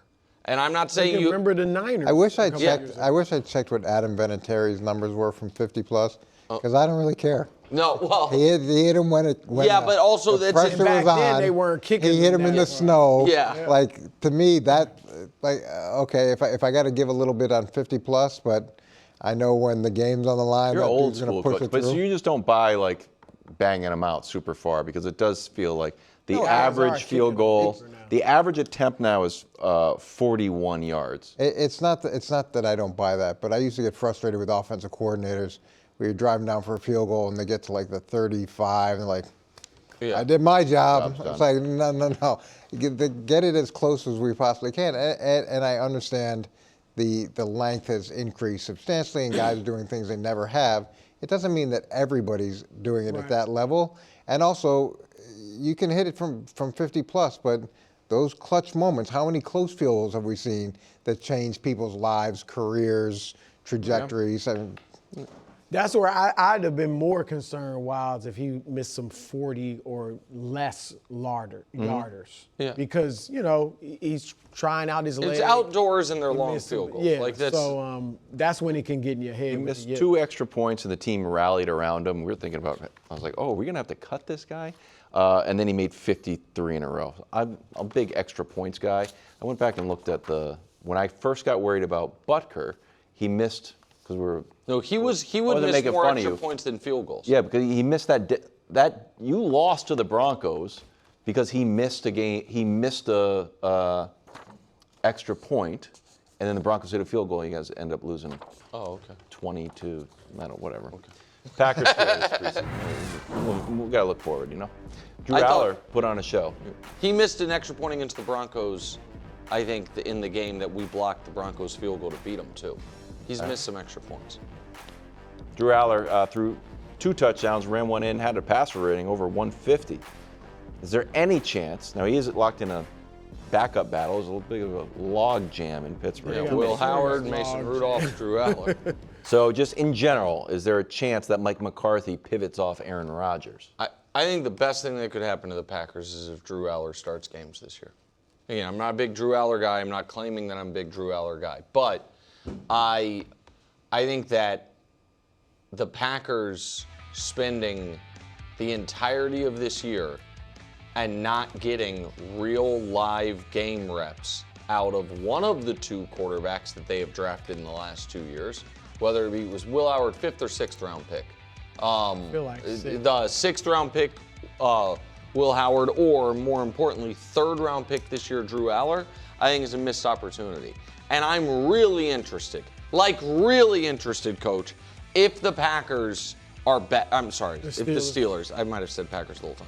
If the Steelers are bad, if Mike McCarthy has it in him to let Aaron Rodgers know, apologies, sir, your Hall of Fame career is ending as a backup.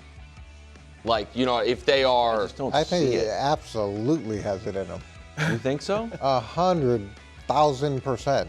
This is his last chance as a head coach, and he's going to do whatever's in his best interest to win. And as much as things are good right now, he went to Dallas because that cat didn't want him in Green Bay. Well, that's the thing. So he's relishing the opportunity. That's sitting that's in the back of your mind. It's like, okay, well, I had to change addresses because you weren't happy with me. Wow. Now, if I'm not happy with you, Can I ask you a question? Sorry, Brew. What would you need to see from Aaron Rodgers or not see? Certainly one game. Oh, I you don't think do this it. is. 10-game losing streak, you do. Where do you? This isn't any kind of quick pull. It's going to have to be consistent bad quarterback play. But what does that mean? 4 games? It just depends on how bad the game. I think it would have to be the season's gotten away from him. If the season is getting away from him because of him, Right. and everything else is. See, I'm thinking good. more likely that Rodgers is fine. That Rodgers has a year similar to last year, but the team's 4-7. Like, so it's not on, like, Rodgers has not been disastrous, and it's like, hey, you're playing well enough to where you could keep playing. But it's better for the team for you to see the young kid play. That's the part. Here's the thing. That would probably be an organizational decision, not just a head coaching decision. I look their schedule though, and I'm not high on the Steelers this year. I think they're going to be below 500, but their first 8 games before the bye, the only two, New England and Cincinnati, and only one. New England's the only team that made the playoffs last year that they're playing in the first 8 weeks. If Danny picked this, they'd be 8-0 at the bye. Look at that. But, they got a lot of winnable games. And so I agree that if Rodgers was playing poorly and the record is really bad, then you got to get one of these young boys in there. But I don't know if it's going to – I think they're going to be hovering around 500. This is a nice little schedule. Yeah, right. This isn't that salty at all. It's not bad. Especially for they're going to hover around 500. Yeah. And so maybe Rodgers probably will play well enough to It's always nice when your division draws the 2 Souths, which the whole AFC North drew the NFC South and the AFC South, which is that's 80 games, and that plus 2 Browns games, and all of a sudden your schedule doesn't feel so hard. Wow. Yeah. KW's about to. That went through me. I didn't know it was that. Vic the Steelers light. for predictions. Right, exactly. You saw 13 wins. Holy cow. Look, it's a day before vacation. You might think, oh, they're already thinking about Mai Tais on the beach. Not true. We've got one of the best segments we've ever done. Deep. This episode is brought to you by Facebook. So you were scrolling on Marketplace, and there it was, the bike you'd been searching for. You sent a message, and it turned out the seller was super chatty, kind of funny, and an avid cyclist. The next thing you know, you're in a cycling crew. Well, a community cycling group. The thing about Facebook, you might find more than what you're looking for. From a browse to a bike ride, this summer find more on Facebook. Sleepers coming up right after these commercial messages.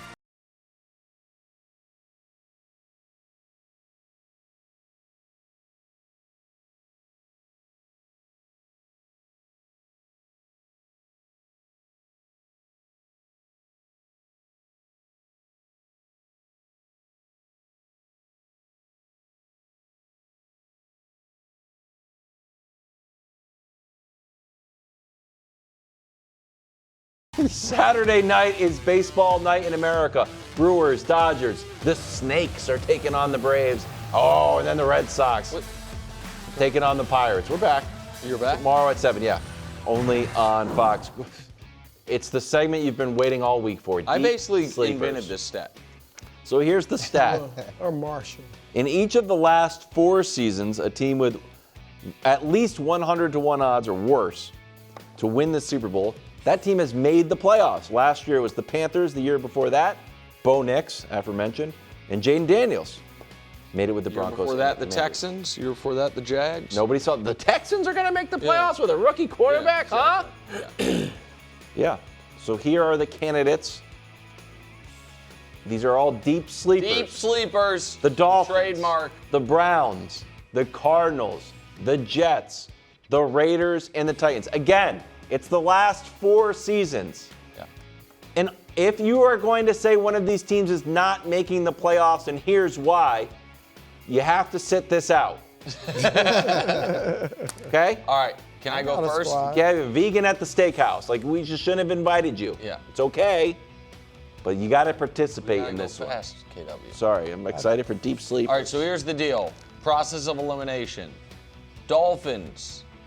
They have another team. Dolphins and Jets, both luckily, they're in the same division as someone else on this list. So you might not even be the worst team in your own division. Dolphins and Jets both have quarterbacks they paid money for this offseason. Interesting. In Geno and Malik Willis. Counterpoint. The Dolphins actively want to be bad and tore down the roster and, to get their books cleaned up. And for the Jets, with respect, I have not been blown away by Aaron Glenn's coaching. I also think they did some books cleaning up and trading away Quinn and Sauce Gardner. So I'm eliminating them. Dust, can I have those teams back? You leave them back up there. We can stay in boxes or whatever. I don't know how the TV works. Browns have the worst quarterback situation in the league. They also have a division that has one, I think, excellent team and a couple teams that are going to try to make the playoffs, and Steelers and Bengals. Cardinals are in the toughest division in football with 3 legitimate double-digit win teams last year. That leaves me at 2 teams, the Titans and the Raiders. Fool me once. I don't care. I think it's the Raiders. The Raiders, far and away, have the best quarterback of any of these guys. What? What do you mean? The Raiders? Oh, you're talking about Kirk Cousins. Cousins. Yeah, I'm talking about Cousins. I'm sorry. No. Yeah. Okay. I think most reliable quarterback there. I think Ashton Genty is going to be good, even if I was a year early. They didn't trade away Max Crosby. I think that I don't think the Broncos and Chargers are going to be quite as good as everyone else. If I got to pick one of them, and history says I do, again, it's not predictions week. Not predictions. I think I'd go Raiders. Do you want to go next, Bert? Look, even though I will play along. We know. The streak's ending this year, but I'll play along. I'm going to sound like I'm speaking out of both sides of my mouth because the reason I can't go with the Raiders is the division's just too tough. Those other So you're teams. going Cardinals. Yeah. I knew it. I was torn between the Browns. I was torn between the Browns and the Cardinals. Yeah. But with Jacoby Brissett and we think Love will pop, Love. I'm going to go with Arizona. I mean, if I got to pick one. Like it. Yeah, I would have gone with the Browns just because their defense has been good, but they got rid of Schwartz, and who knows where that'll be now. And they drafted well, and the quarterback situation's bad. I'm with Nick. I went with the Raiders. Wow. And here's why. So Genty, I wasn't anywhere near as big a fan as Nick was, but he did have 55 receptions. Brock Bowers, excellent. Michael Mayer, the other tight end, also very good. They added Tyler Linderbaum, so they really solidified the center of the offensive line. The quarterback, whether it's Cousins or Mendoza, I think both guys will give him a chance. Picked up a fullback in Connor Hayward. Offensively, they were last year 32nd in yards, 32nd in points, 32nd in rush yards, 28th in pass yards. So there's room for improvement offensively. And defensively, they're middle of the pack in yards at 14, pass yards at 18. So not horrible. And why not? Kansas City's had a down year. Whoa. Denver. Well, I'm just saying, Kansas City had a down year. Denver, everybody's saying, was last year really who they are, or could they take a step back? And then every year we talk about the Chargers, and even though they've had 11 wins, it's like, are they up and down? Is Herbert there? So why couldn't they do it? Is delivering. No love for the Titans. I'm going just. 5-12 scared me. That's your team, right? Titan. If we didn't see a bad performance from Cam Ward, but we did. I'm not putting too much stock into it. I'm going Titans. But I got Titans and Texans in the playoffs. It sounds like it. Tricky. Wow. Then how do I? Bills are missing. The domino effect. Wait, do we have to own this pick? No. It's not predictions week. That's why we did it. Yeah. Okay. Josh Allen wants to play tomorrow to get his routine down. That's next.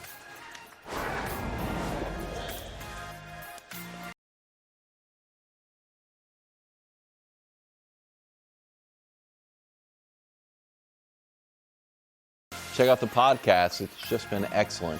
And we'll have plenty of YouTube videos as we're on vacation. John has a stockpile of just excellent stuff in the hopper. But right now, it's time for a quick episode of Winners and Losers. First winner, Clay Thompson gets to hang out with Plaque Boy Max, Brew's family friend. Yes. He was at my daughter's wedding Sunday. I saw him there. Wow. He beat beat Clay in the 3-point shootout. I guess I have to watch more of the stream because I was shocks thinking? me. I was thinking this, and Max was a good high school player. You know how difficult it is to shoot outside on rims like that, and he was draining threes. Max. Both of them were, but Max. Well, Clay told him that he thinks he would be a good third-tier Italian league player or something. Is that what he said? Yeah, and I think, it seemed to devastate Black Boy. If he could do that, I mean, I don't think he was recruited much out of high school. He could have been. I thought he was like a Division III, maybe Division II player. Maybe. But if he could be lower level Italian league, wow. Winner number 21. The Wolves will retire Kevin Garnett's number 21. Do not tell Jayden Daniels. In February. Against the Celtics, which I thought was. Oh, I like that. Interesting. They're trying to get KG back. Yeah. Yeah. You don't like it, Watts? You don't like it. I know you're I'm a Celtics biased, guy. but he had such a wonderful time in Boston, and Celtics fans embraced him so much. Yeah, but I What do still you think think of of him Garnett as? as a Timberwolf. I do, but I do kind of, but I'm biased. I tilt over to Celtics. I wonder how he thinks of himself. I mean, he feels like it. His first, I think it's underrated at this point where he was in the league hierarchy his first year in Boston. I think he was top 5 player in the league in 2008. Yeah. Then he got hurt and then he kind of transitioned to still an excellent player, but not that level. With that said, he was at his best in Minnesota. But they didn't have much success. If he had to put on a hat for a plaque, yeah, I think it's I kind of feel like I don't know. I think it might be Boston. Winter preparation. Josh Allen wants to Tough. play in the preseason to get his routine down in the new stadium. I like this. Yeah. Yeah, I do too. He's still- locked in. Never mind. We're going on vacation. I like Josh. Loser, bad vibes. Ben Solak lists the Ravens as having the best vibes. What? Of any team. What do you want? The Chiefs to have the best vibes? No. Okay. No. Usually when you get disgusted, you just. No, Ben, who I like a lot, kind of made his bones being like, I can. Watch, I'm going to draw this play. Here's what a guy was supposed to go. Here's the mistake. It's like really, it was like kind of like the Zach Lowe legacy of breaking down film as an analyst. He knows what it's about. And now he's like vibes. Now he's like, that's my corner. I know what pays the bills Vibes. here. That's what it is. Just vibes. Nobody wants to know about how you dig out this route. No. The guy that matters. Yeah, we run a great concept. No, man, we're hanging out. Admit it though, both of you. That scares What me. is this? This is how we're That's a little bit of speed there. Wow, you did. That was Honestly, a little bit for an old guy. You was a for little real. bit. That part was Imagine what I impressive. used to be like.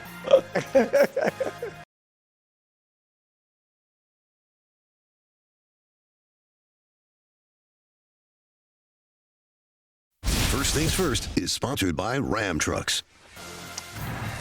Live from New York, it's First Things First overtime today. Was last night a bad night or a bad sign for Joe Burrow? Meanwhile, the latest on Cleveland's quarterback competition. Deshaun will get the first start. And finally, are the Giants a trendy sleeper? Not a deep sleeper. No. Just a trendy sleeper. Light sleeper. Light sleeper. Yeah. Coach Mangini's upset with you guys. For what? The Falcons should have qualified. Why didn't they? In the deep sleeper. Knicks, tears. They're over 100 to 1. Yeah. On our preferred Dustin? gambling card. No, but they weren't on the deep sleeper. They don't feel like a deep. Yeah, in that division, Same They odds wouldn't. as the I Titans. understand, but they wouldn't make you go, oh. Right. Wait a They're minute. deep sleeper. That is arbitrary. Over 100 to 1. This is unbelievable. there's no way they would. We did a deep sleeper segment that was factually inaccurate. It wasn't factually inaccurate. Coach is very upset. Hey, you know what? Leave that between It Coach was and us. doctored. All the Falcons are. Deliver a message. I apologize to the Falcons. You should have been on the deep sleeper tier. Consider the message delivered. everybody would have picked the Falcons. And the segment wouldn't have worked. But we put popped. odds up there. It wouldn't have popped. Some poor Falcons fans like, oh, we're better than the Titans. They are. They're not. 120 to 1. They would have also 130 been to 1. insulted to be on the That's just what it is. Chris Broussard, Kevin Wilds, Nick Wright, and Danny Parkins. I apologize, Parkins. What a way to start. Apologize to Coach, not me. Who would you have picked anyway? Pick the Falcons. No, Everybody but would pick the of that Falcons, group, and it without wouldn't the work. Falcons. Oh, Because nobody would have the courage to pick the Raiders like me 2 years in a row. AFC South. Go Even ahead. after, okay. Sala. Fernando Mendoza Yeah, that's a. made his debut last night, lost, and took it kind of hard. Here's Clint Kubiak and the #1 overall pick.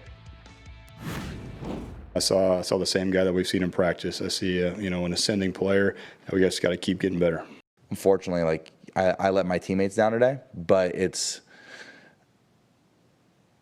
a growing experience, and I feel like we're all growing, and it showed me that I need to grow a lot.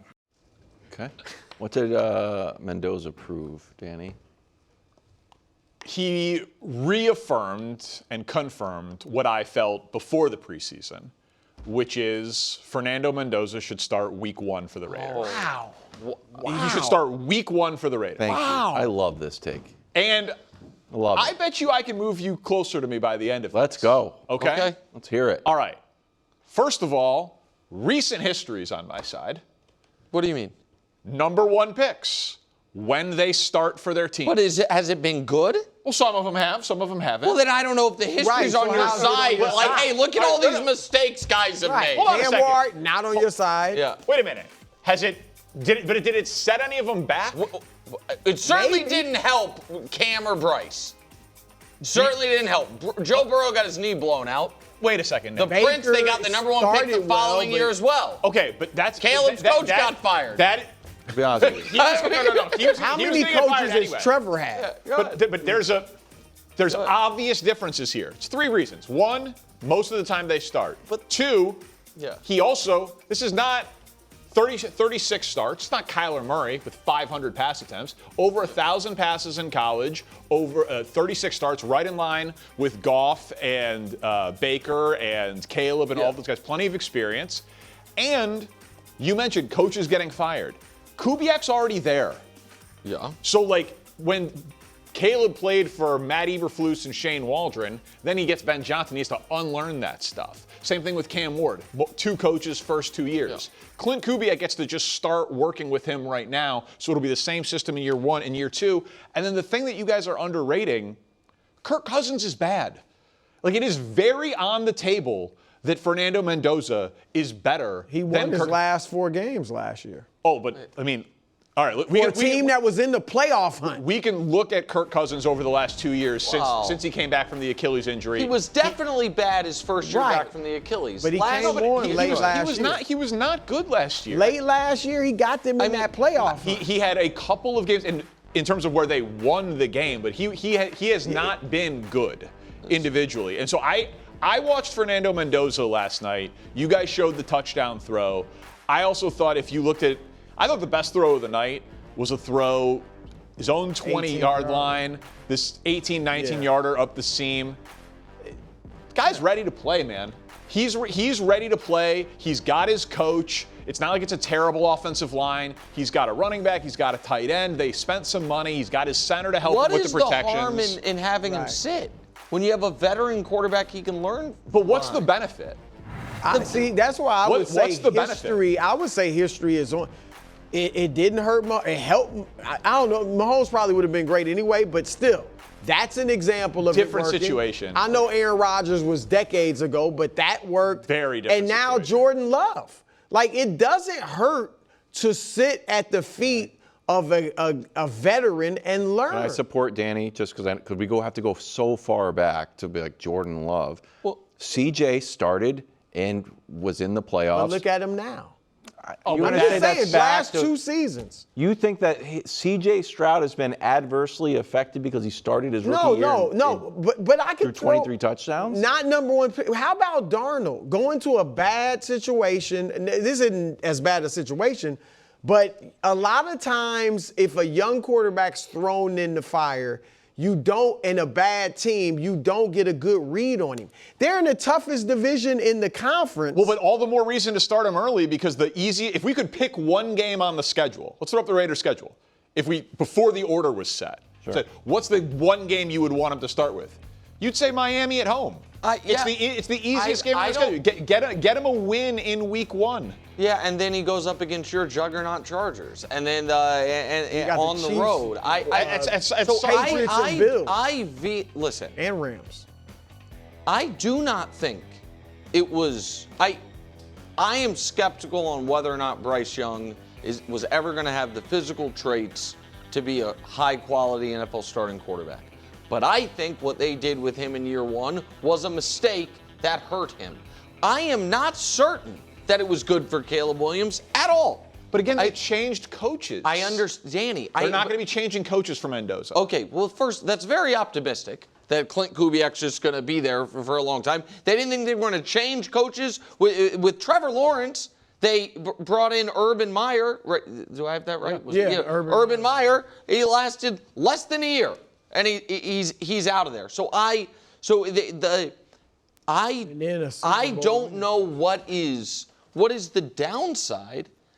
Don't we think if you're right and he's ready now, do you think he's going to be less ready in 2 months, having been to more practices, been to more meetings? I think generally speaking, the most advantageous thing in the NFL is a great quarterback on a rookie contract. So starting the clock on evaluating the quarterback on the rookie contract as soon as possible, as long as you think he is ready. But I honestly think that guy can be as good as Kirk Cousins is right now. Not as smart or anything like that, but in terms of like actual points on the board, I'm not positive that you are sacrificing the ability to beat the Dolphins week one at all by playing talking Mendoza about that, or though. Cousins. I am not. Even if I were to concede that, I'm not. Maybe I'm a touch higher on Kirk than you, and maybe not quite as high on Mendoza. But even if it were empirically true that Mendoza and Cousins give the Raiders the exact same percentage chance to win any game their first month of the season, I still think there's an argument to not play Mendoza, because I think there is an argument to be made. The most important thing for the Raiders this year is not whether they're 6-11 or 8-9. Agreed. It's the development of Mendoza, and I think you can make an argument the best thing for his development is not to play week one. But I just think it's tough to say that would be the best thing. Like, if Mendoza's not ready, if he's not ready, and Cousins got hurt, I wouldn't play Mendoza. Do not play Mendoza until he is ready to play. Right? Like it should be on Mendoza's timeline. I got you. But I think he looks ready to play. I do He had think, over 1,000 Danny, pass attempts, 36 starts in college, a national championship, pro-style offense. He's got his center. He's got his left tackle. He's got weapons. Why is he not ready? There was a part in his press conference where I don't know the question, but he was talking about you have a lot more autonomy. Did you see this part? Yeah. I have a lot more autonomy as a professional player. Like today, I drove myself to the stadium. I was like, holy cow, we are. You were surprised. But I think from the outside, we talk about it like, interns that work for the show. It's like, here's something, getting yourself from your house to the office on time. And navigating the train, that's actually part of work. It sounds basic if you're like a veteran, I can get to work, but you haven't done that. You're like, well, shoot, my class is usually right there. It's a whole new thing. So with him actually talking about, I drove myself to the game, I was like, holy cow, we're kind of far away from Kirk Cousins, who has binders full of intel. If they say he's not ready, I mean, look, that Mike Silver profile, I don't know if you guys read it. It was kind of adorable. He was like, what the shuck? He was wasn't even willing to curse. And he's like, I'm afraid to go to the strip of Las Vegas. I'm like, you can go for dinner. You know what I mean? So he definitely is a kid in that sense. But as a football player, man, I think he's ready. And I don't believe that Kirk Cousins is some huge. This is not Alex Smith with 3 straight double-digit win seasons and a playoff team, or Aaron Rodgers for Jordan Love. That's not what we're talking about. I do think if he clearly plays better than Cousins in practice, I think if it's even, they're going to go with Cousins. But if he's really showing I think they'll play him. So I think they'll play him. I think that they're gonna. I think we're gonna learn who look better. I think there is a lot of quarterbacks who we consider that they underachieved or were outright busts or had to go to different teams, that if their rookie year they were not instantly thrown into the fire, would have had better careers. I agree with you, the importance of the rookie timeline and the rookie pay scale, but this year, we agree, no matter what, they're not competing for a championship. Yeah, of so course. the ability to take advantage of his rookie contract is about the years after this. What we are really disagreeing on is there an argument to be made he will be better in year 2 by not playing some of this year than by playing the whole thing. And I think there might be. And if they had last year's coach, then I would be in agreement with you. Yeah, but if you think the coach is pre-fired, then I get it. But we don't know if Clinton Kubiak's going to be. But you would agree they're at least on the same timeline. Yeah, they are on the same. They're on the same timeline. Yeah. Interesting. Good job. He move you at all? No, not at all. I actually, you know what? Actually, maybe now he doesn't start week 1 next year. Hey, 17 games, what's wrong? Steve McNair said 2 years. That work out for him? Jordan. Yeah. There you go. Joe Burrow got sacked, didn't score a touchdown or a field goal. Bet Joe Burrow wishes he got to sit his rookie year. He got his knee blown out. Here's Zach Taylor after the game. It's never fun. I mean, that's not what we want to have happen. But again, we'll continue to improve. We'll make the individual corrections we got to make. We'll make the unit corrections we got to make, and then move on in the preseason. Just week 1, Danny. Was that a bad sign or just a bad game? Bad things? Bad day at the office. I wouldn't play Joe Burrow in the preseason. Like, call me crazy, but a guy who's had serious injury problems and they're not changing the offensive system and is one of. They are trying to go a little more under center and do that stuff. Sure, you can do that in live practices. Like, I don't know that you need to see that in a game personally. Like, I would not. I am. Well, you know why they're doing it. Remember, when they always start the season slow, and then last year they did it and started okay. I understand all of that. I am very, very conservative when it comes to me, the biggest thing is health and being ready for the start of the season, and in terms of readiness of like having my players out there. And I'll take a little bit of rust in week 1 if that's the trade-off for it. But I mean, the guy went 5 of 6. Like, we're gonna panic over 6 passes. I personally don't think that a team with Joe Burrow, Jamar Chase, T. Higgins, and Chase Brown, with an offensive line that I don't think is top 10 clearly, but I don't think it's bottom 5 either. I think it's going to be average. But 20th is a problem. And I think probably maybe around 20th is where it'll be. Then just their offense is going to be good. It's enough talent that I'm not going to overreact to 6 passes and a couple of hits in the preseason. Well, I mean, okay, then maybe you'll think this is overreacting. I'm not going to not react, though. I think that it is your starters against a team who I think most people would say, hey, what's the biggest concern about the Lions going into this year? Probably pass defense. Probably with Brian Branch and Kirby Joseph out and Terrion Arnold, bouncing between Seattle and arraignment, and they're still waiting for Aiden Hutchinson's other, pass rushing partner to show up. It's that team's backups, and Joe Burrow's on the ground twice, despite just the 6 throws. That's to me not nothing. I think that there also is something to be said for the correlation between Burrow's injuries, Burrow's sack rate, and the type of sack he took in this game, which is hanging in the pocket, hunting the big play. One of the reasons he has some of those gaudy numbers we've talked about is because he puts him, he hangs in there and looks for the big play rather than just abandoning it, either throwing it away. He's not really going to scramble much.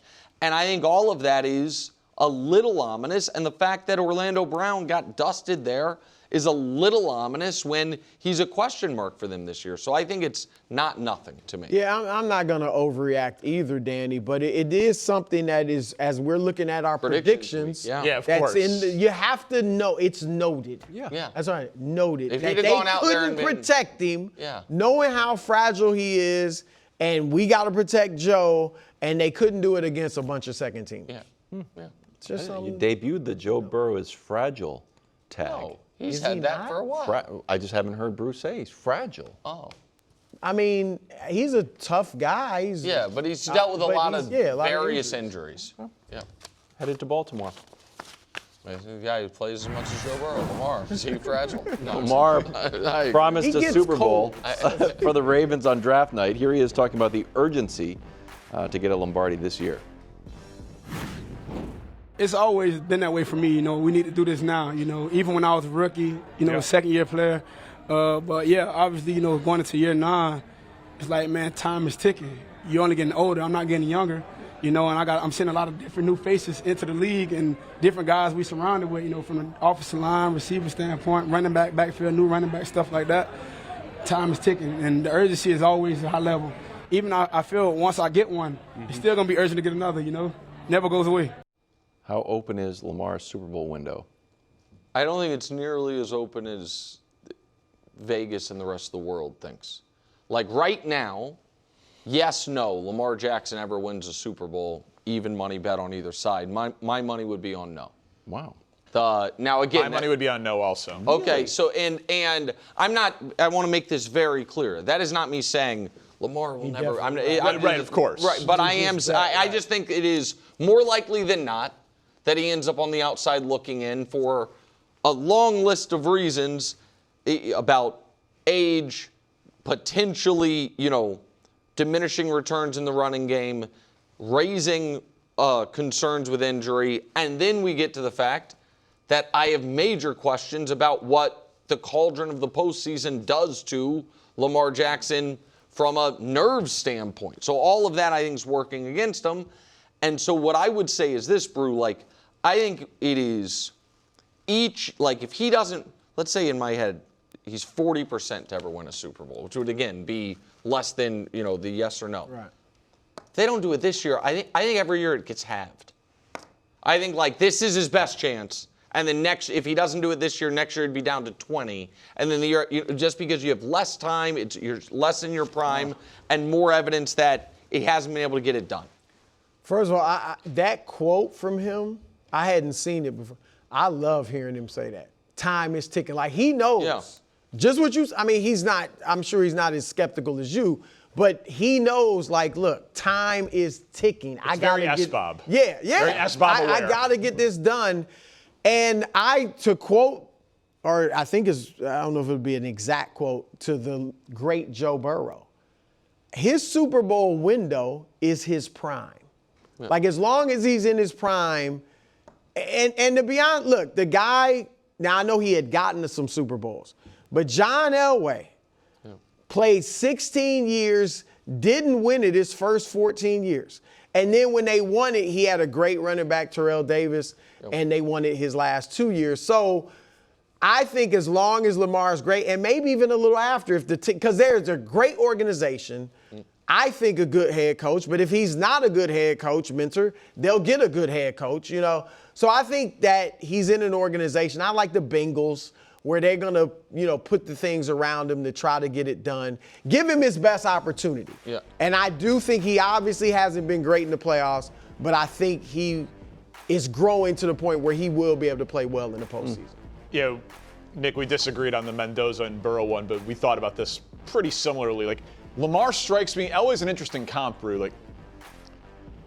It's hard for me to envision a 35-year-old Lamar Jackson winning a Super Bowl. Because so much of what makes him dynamic is he the fastest quarterback in the NFL, the threat of the running game and what that does to open up the passing game. He's gotten way better as a passer, but it still is helped and aided by his immense athleticism.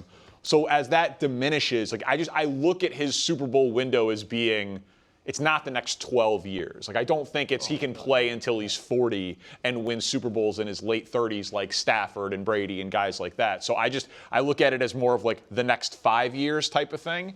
And it's just really hard to pick that guy's going to win one of them. So it's less than a 50-50 proposition. Especially when Herbert, Caleb, and Josh Allen are going to win all of the next 5. Well, that's the unspoken. That's the other part is when Herbert gets 2 and Caleb gets 2, in the next 5 years, there's only one available. And so, where... I'm glad Mahomes already got this. Yeah, thank you. When you think about it that way. Coming up next, there's Jeremiyah. Enjoy vacation, friends. Thanks for holding Sealing in year 1. Next on First Things First Overtime. Jeremiyah loves sealing. Hanging out with Coach Mangini on the OT. Let's go to the desert where the Cardinals and rookie running back Jeremiyah Love showed out last night. The 3rd overall pick out of Notre Dame. He had a busy first half. 11 carries for 58 yards, another 3 catches for 14 yards. Gotta be honest, 14 touches in a half of preseason football. Not exactly how I would have handled it.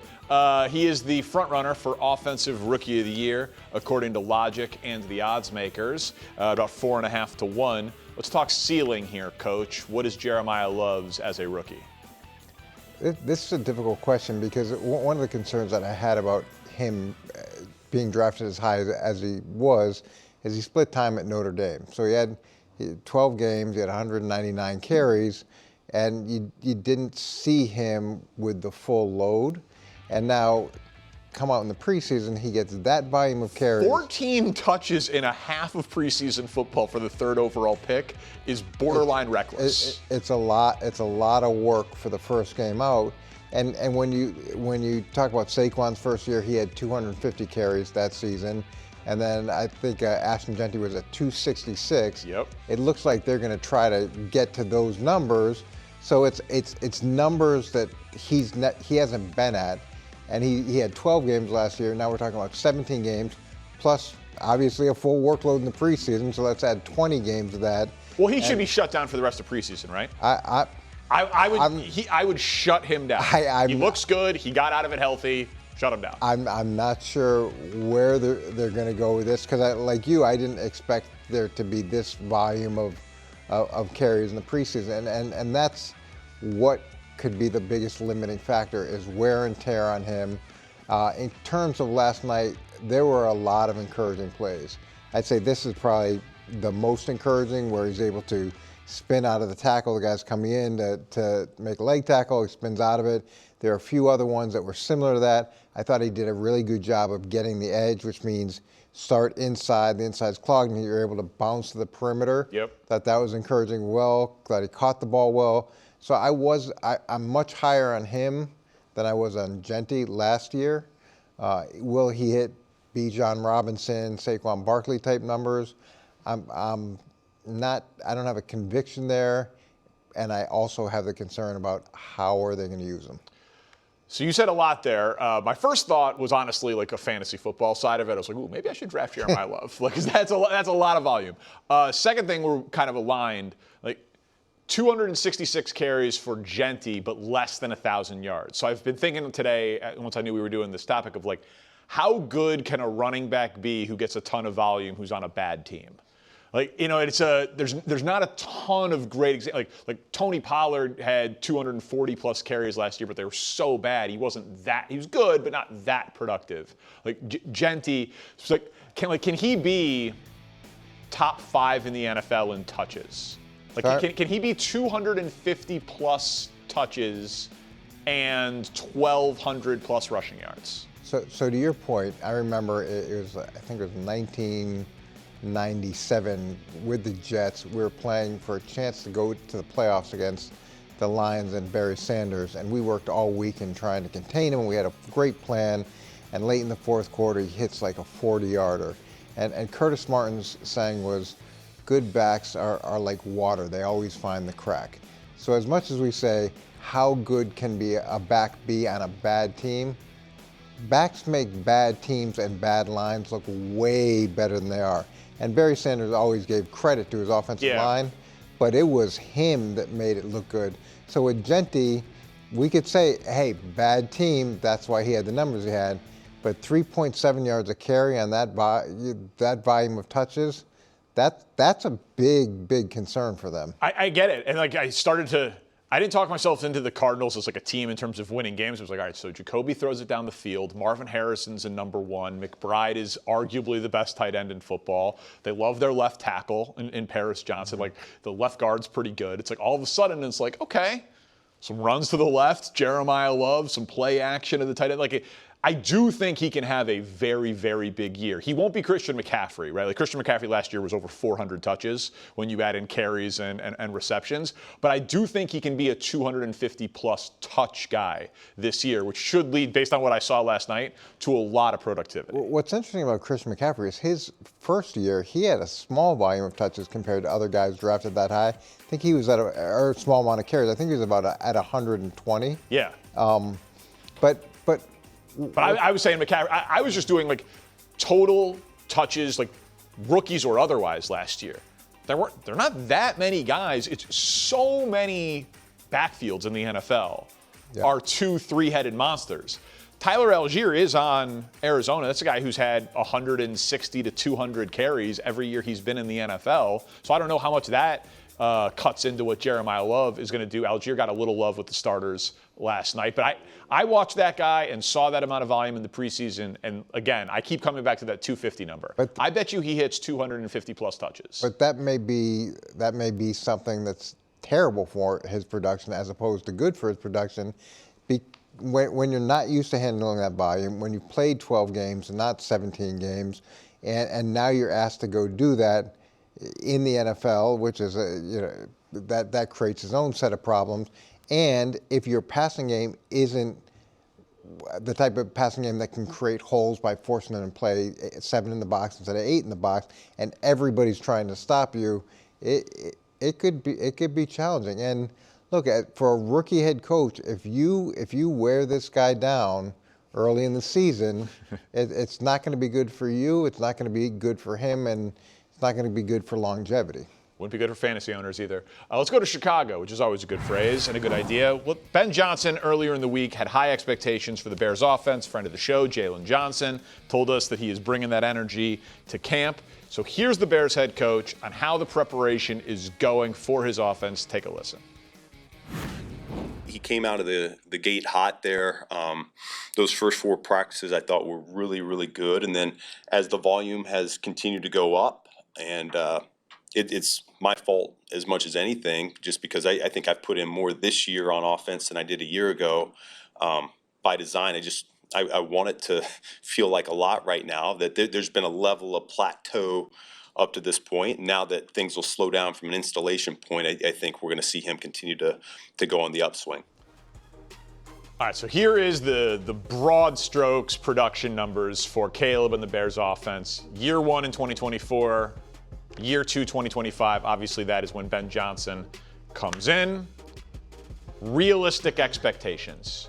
You've thrown some cold water on Caleb over the last week or two. I want some specifics here from you. Expectations for Caleb. Well, I agree with what Ben Johnson did in terms of insulation. So you do try to, especially in a guy's second year, you try to put in everything early, and it's like throwing mud up against the wall. You just see what sticks, and then, once you get that, you keep sort of polishing it up, and you eventually get to what the best core part is, and that's what they're doing. And so that's all positive, and sounds like he's in a much better position to handle that. So in terms of versatility of the ways that they attack people, there's a real opportunity here, and we should see growth there. What I totally disagree with is when Caleb came in, it was expectations. Hey, don't worry about it. We're not going to punt. He texts the punter. So there's all that stuff. Then he gets dramatically humbled his rookie season, comes back this next year, and it's different. So now he has success. He's not really. He seems still relatively humble. I mean, there's elements of the old Caleb creeping back in, but now the head coach says. I don't want him to be humble, but we can disagree on that. But the head coach says, we're going to be the greatest offense that's ever played. We're going to score the most points that's ever played. We're going to have blowouts. We're going to have shutouts. So now he's upping the expectations and the pressure on Caleb, and I don't think that's necessarily a positive way to go, and it could hurt him. He said that's the goal. And I know that is not your style. That's why there's chocolate and vanilla, because it is my style. Talk a little bit, manifest it, speak it into existence. So if we could throw those numbers back up, please, year 1 to year 2. Caleb, there was, I'm not a math expert per se, but in year 1, coach, he had 20 total touchdowns.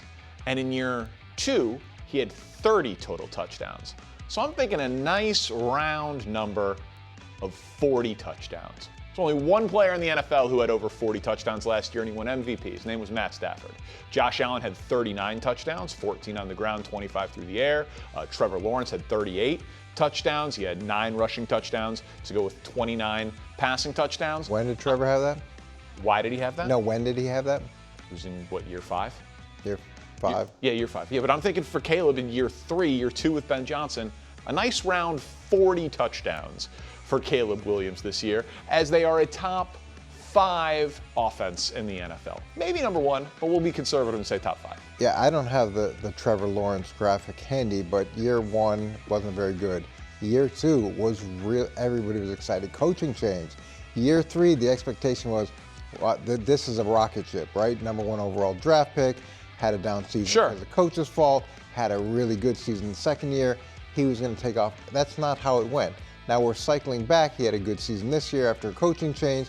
So the idea that you get to start where you left off, that's not how it works. Hopefully there'll be progress, but you're putting pressure on him now to chase points. You're putting pressure on him, Coach, to do things. Why don't we hit some layups? Why don't we improve our completion percentage? Why don't we do the mundane things so much better and give the whole team a chance to win, as opposed to say, hey, yeah, we have to go be the greatest offense in the history of the world? So, me saying it is nothing. I'm just a Bears fan on TV. Ben Johnson saying it's not nothing. I understand that bulletin board material and that'll get around and it'll rub some people the wrong way. I mean, the guy's on the cover of Madden. He was the number 1 pick. He's the Heisman Trophy winner. How are those Madden cover guys done historically? There's the allure of the curse. I mean, but that's been pretty. I don't know that is causation. I think that might be a little bit more. I don't know. I don't know if we can throw out, hey, we're going to manifest it in the universe. But yet there can't be causation. It's about as consistent as the Madden cover. Was there pressure in New England? No. You guys won.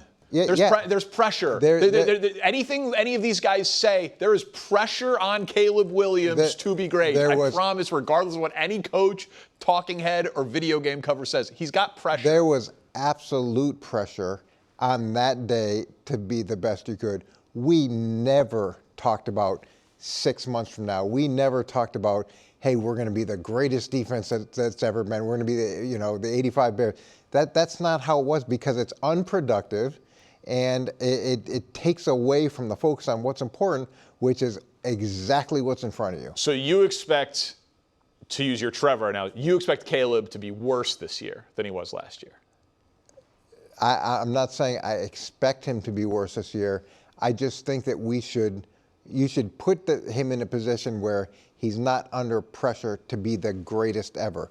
Just be the best version of him and improve from where he was last year and see where it goes. 40 touchdowns is more fun. Becoming a bit of a Jackson Dart guy. So they've asked me to pick the schedule. And I'm wondering if I can be a Dart guy and not have them in the playoffs. I've boxed myself into a bit of a corner here. We're going to go through the exercise coming up on the OT.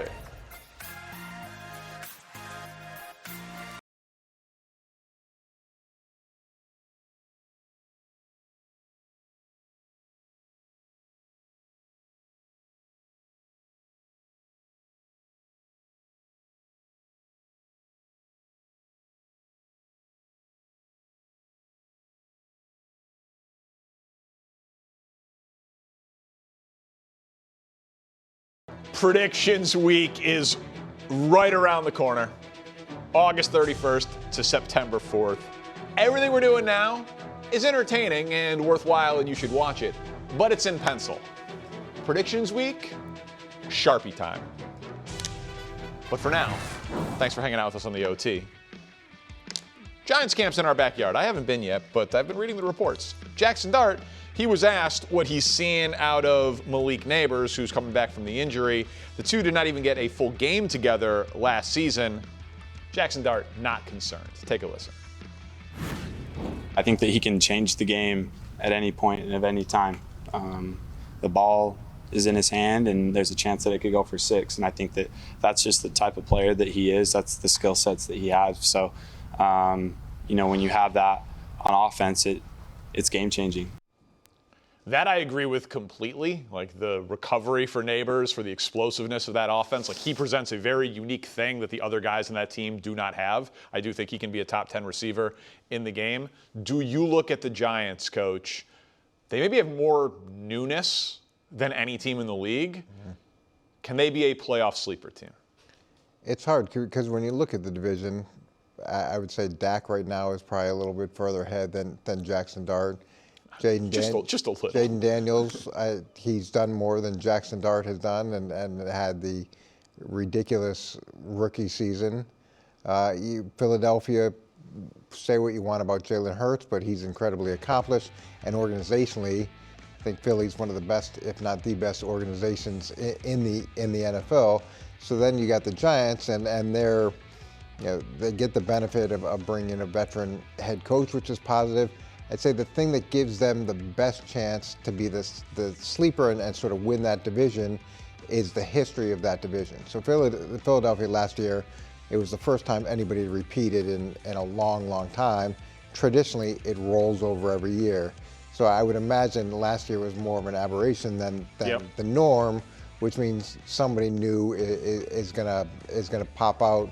And look, it could be the Giants. I'm not as big a Dart fan as you are. I think there's a lot of positives, and I like a lot of the pieces that they added, but I like a lot of the pieces the rest of the division has added too.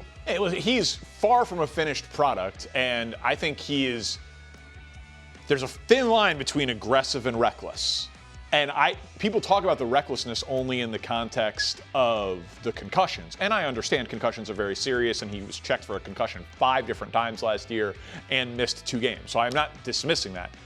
I think he's kind of reckless with just how he plays. But that leads to a really high ceiling to me. Like it could bust out, but it's exciting. There's a high ceiling, it leads to big plays. This kind of shocked me. Most big play touchdowns last year from week 4 on. That's when he became the starter. He's on the list with MVP runner-up Drake May, one of the best offenses in the NFL in Detroit, one of the best offenses in the NFL in Josh Allen, the Rams, Caleb and that explosiveness, top 6 in yards last year. And then there was the terrible 2 top 10 picks, New York Giants, and he played 0 full games with Malik Neighbors. The guy is explosive. And so, I like their pass rush. I think it could be very good. They upgraded at linebacker, right? They were the worst rush defense in the NFL last year. I think they'll still be a bad rush defense, but Tremaine Edmonds and they draft Arvell Reese. Who did they trade away? Traded away Dexter Lawrence. It was pretty good against the run. Okay. No, they might still be the worst run defense in the NFL. Linebacker core is better. Like the offensive line, like Neighbors, like Dart, like new coaches. Sleeper. Not a deep sleeper, but a sleeper playoff team. But Danny, where in sports do you identify someone who's reckless, and that's a tremendous trait to have? I think that at times people called Baker Mayfield reckless. I think at times people called Patrick Mahomes reckless. He ran outside the pocket. He does no-look passes. He changes the arm angle. It can be harnessed to become special, or it could be harnessed and you could have 15 turnovers and miss games due to injuries, right? I think that recklessness can become aggression and creativity. Yeah. Now Patrick Mahomes. I'm not saying Jackson Dart is Patrick Mahomes. Well, yeah, but I'm saying, and the recklessness that you may tag with him comes up sporadically. But with Jackson Dart, you're trying to coach the recklessness out of him because it leads to 5 trips to the tent for concussions, 2 missed games, and when you hear him talk, it doesn't sound like that's sunk in for him. All right, let's go through the schedule real quick. It's a fun exercise. We want to just get to it here. This is the Giants' schedule. My favorite. It's an absolutely brutal start. I badly wanted to give them week 1 at night against the Cowboys, but I gave it to the Cowboys a couple days ago when we did the Cowboys schedule. So I am starting 0-2. But then Titans, Cardinals, Commanders, Saints. That feels like 4-2. Now it gets tricky because I don't know that many teams are winning in Houston with that defense. And I want a team that you are on the same level, a little bit better than, a little bit worse than. At Philly out of the bye is just absolutely brutal. Then I'm not as high on the Jaguars as everybody else. I'm maybe a little higher on the Colts than most people. So now I've got them at 6-5 coming in to the stretch of their schedule, Coach. And if we fill that in, I don't know that 9-8 gets you in. 9-7-1 got you in as the 7 seed in the NFC last year. So I think they are going to be knocking on the door. If things go well, 1 or 2 things break their way, it can get there. I have them just short of the playoffs, but hitting their over on the season. Yeah, it was a few years back, but Washington made the playoffs at 7-9 in that division. Yeah, I don't think that's happening this year. Think that. But who knows? I think they're going to be sneaky. And again, this is pencil, not pen. Predictions week coming up in 2 weeks. On the other side, there's another quarterback competition in Cleveland. And Shedeur Sanders And Deshaun Watson, you know what's going to make you look good in a quarterback competition? Playing the Bears defense in the preseason. First impressions of this QB battle coming up on the OT.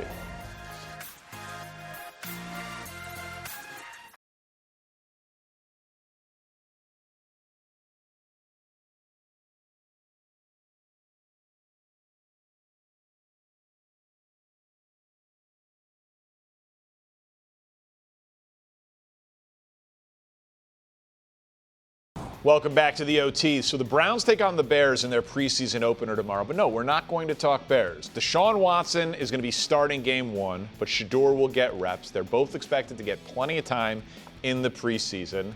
So this will be the first game action for this quarterback battle. Coach, who do you expect to look better against the Bears in the preseason? I would say that Shedeur is probably going to have the more exciting game because he's going to run around and make plays. He's going to be playing. Look, I don't know how many of the starters are going to play, against Deshaun, but he's going to be playing against the back end of the roster.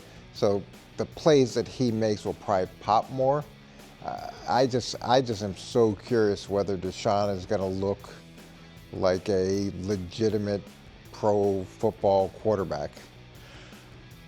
I expect Deshaun to look better. It's not based in much, obviously. Like I thought Shedeur did not look good last year, and I think Deshaun hasn't looked good in many years. Like those are not opinions. That is just kind of the matter of record here. But the Browns, to me, with what they gave up in the trade, with what they paid him, I still think they are more invested in Deshaun Watson than they are Shedeur Sanders. 100%. Even with everything that's happened and all of the hype and buzz around Shedeur. So while I fully expect Shedeur to get plenty of reps, and maybe he will win it fair and square, my gut tells me Deshaun Watson's going to win this gig. Yeah, organizationally, you desperately want Deshaun Watson to win. You desperately want him to be able to contribute. The dead money that he has once his contract's up, which is this year, is terrible. If he could somehow hang around, even in a back mode, so you don't get hit with a crazy cap hit later on, that's a win in a terribly and again, bad deal. My gut tells me that neither one of these guys is the quarterback next year. Like I think that Cleveland has acquired a ton of assets, and it's supposed to be a good quarterback draft coming out of college. They're probably drafting a quarterback in the first round. But for this year to try to salvage an asset, I would still think that they would look at Deshaun Watson as the guy. And I think Deshaun's probably still better than Shedeur Sanders. Yeah, he should be. He should be better. In this age of second acts of quarterbacks, you're hoping that there's some type of resurgence left where he can get in the neighborhood of where he used to play. And the Bears defense is not very good, and they're not playing a bunch of starters, and it's a vanilla game plan. So I think he'll probably look pretty good. So Deshaun will thank him. Exactly. Have a good weekend, everybody.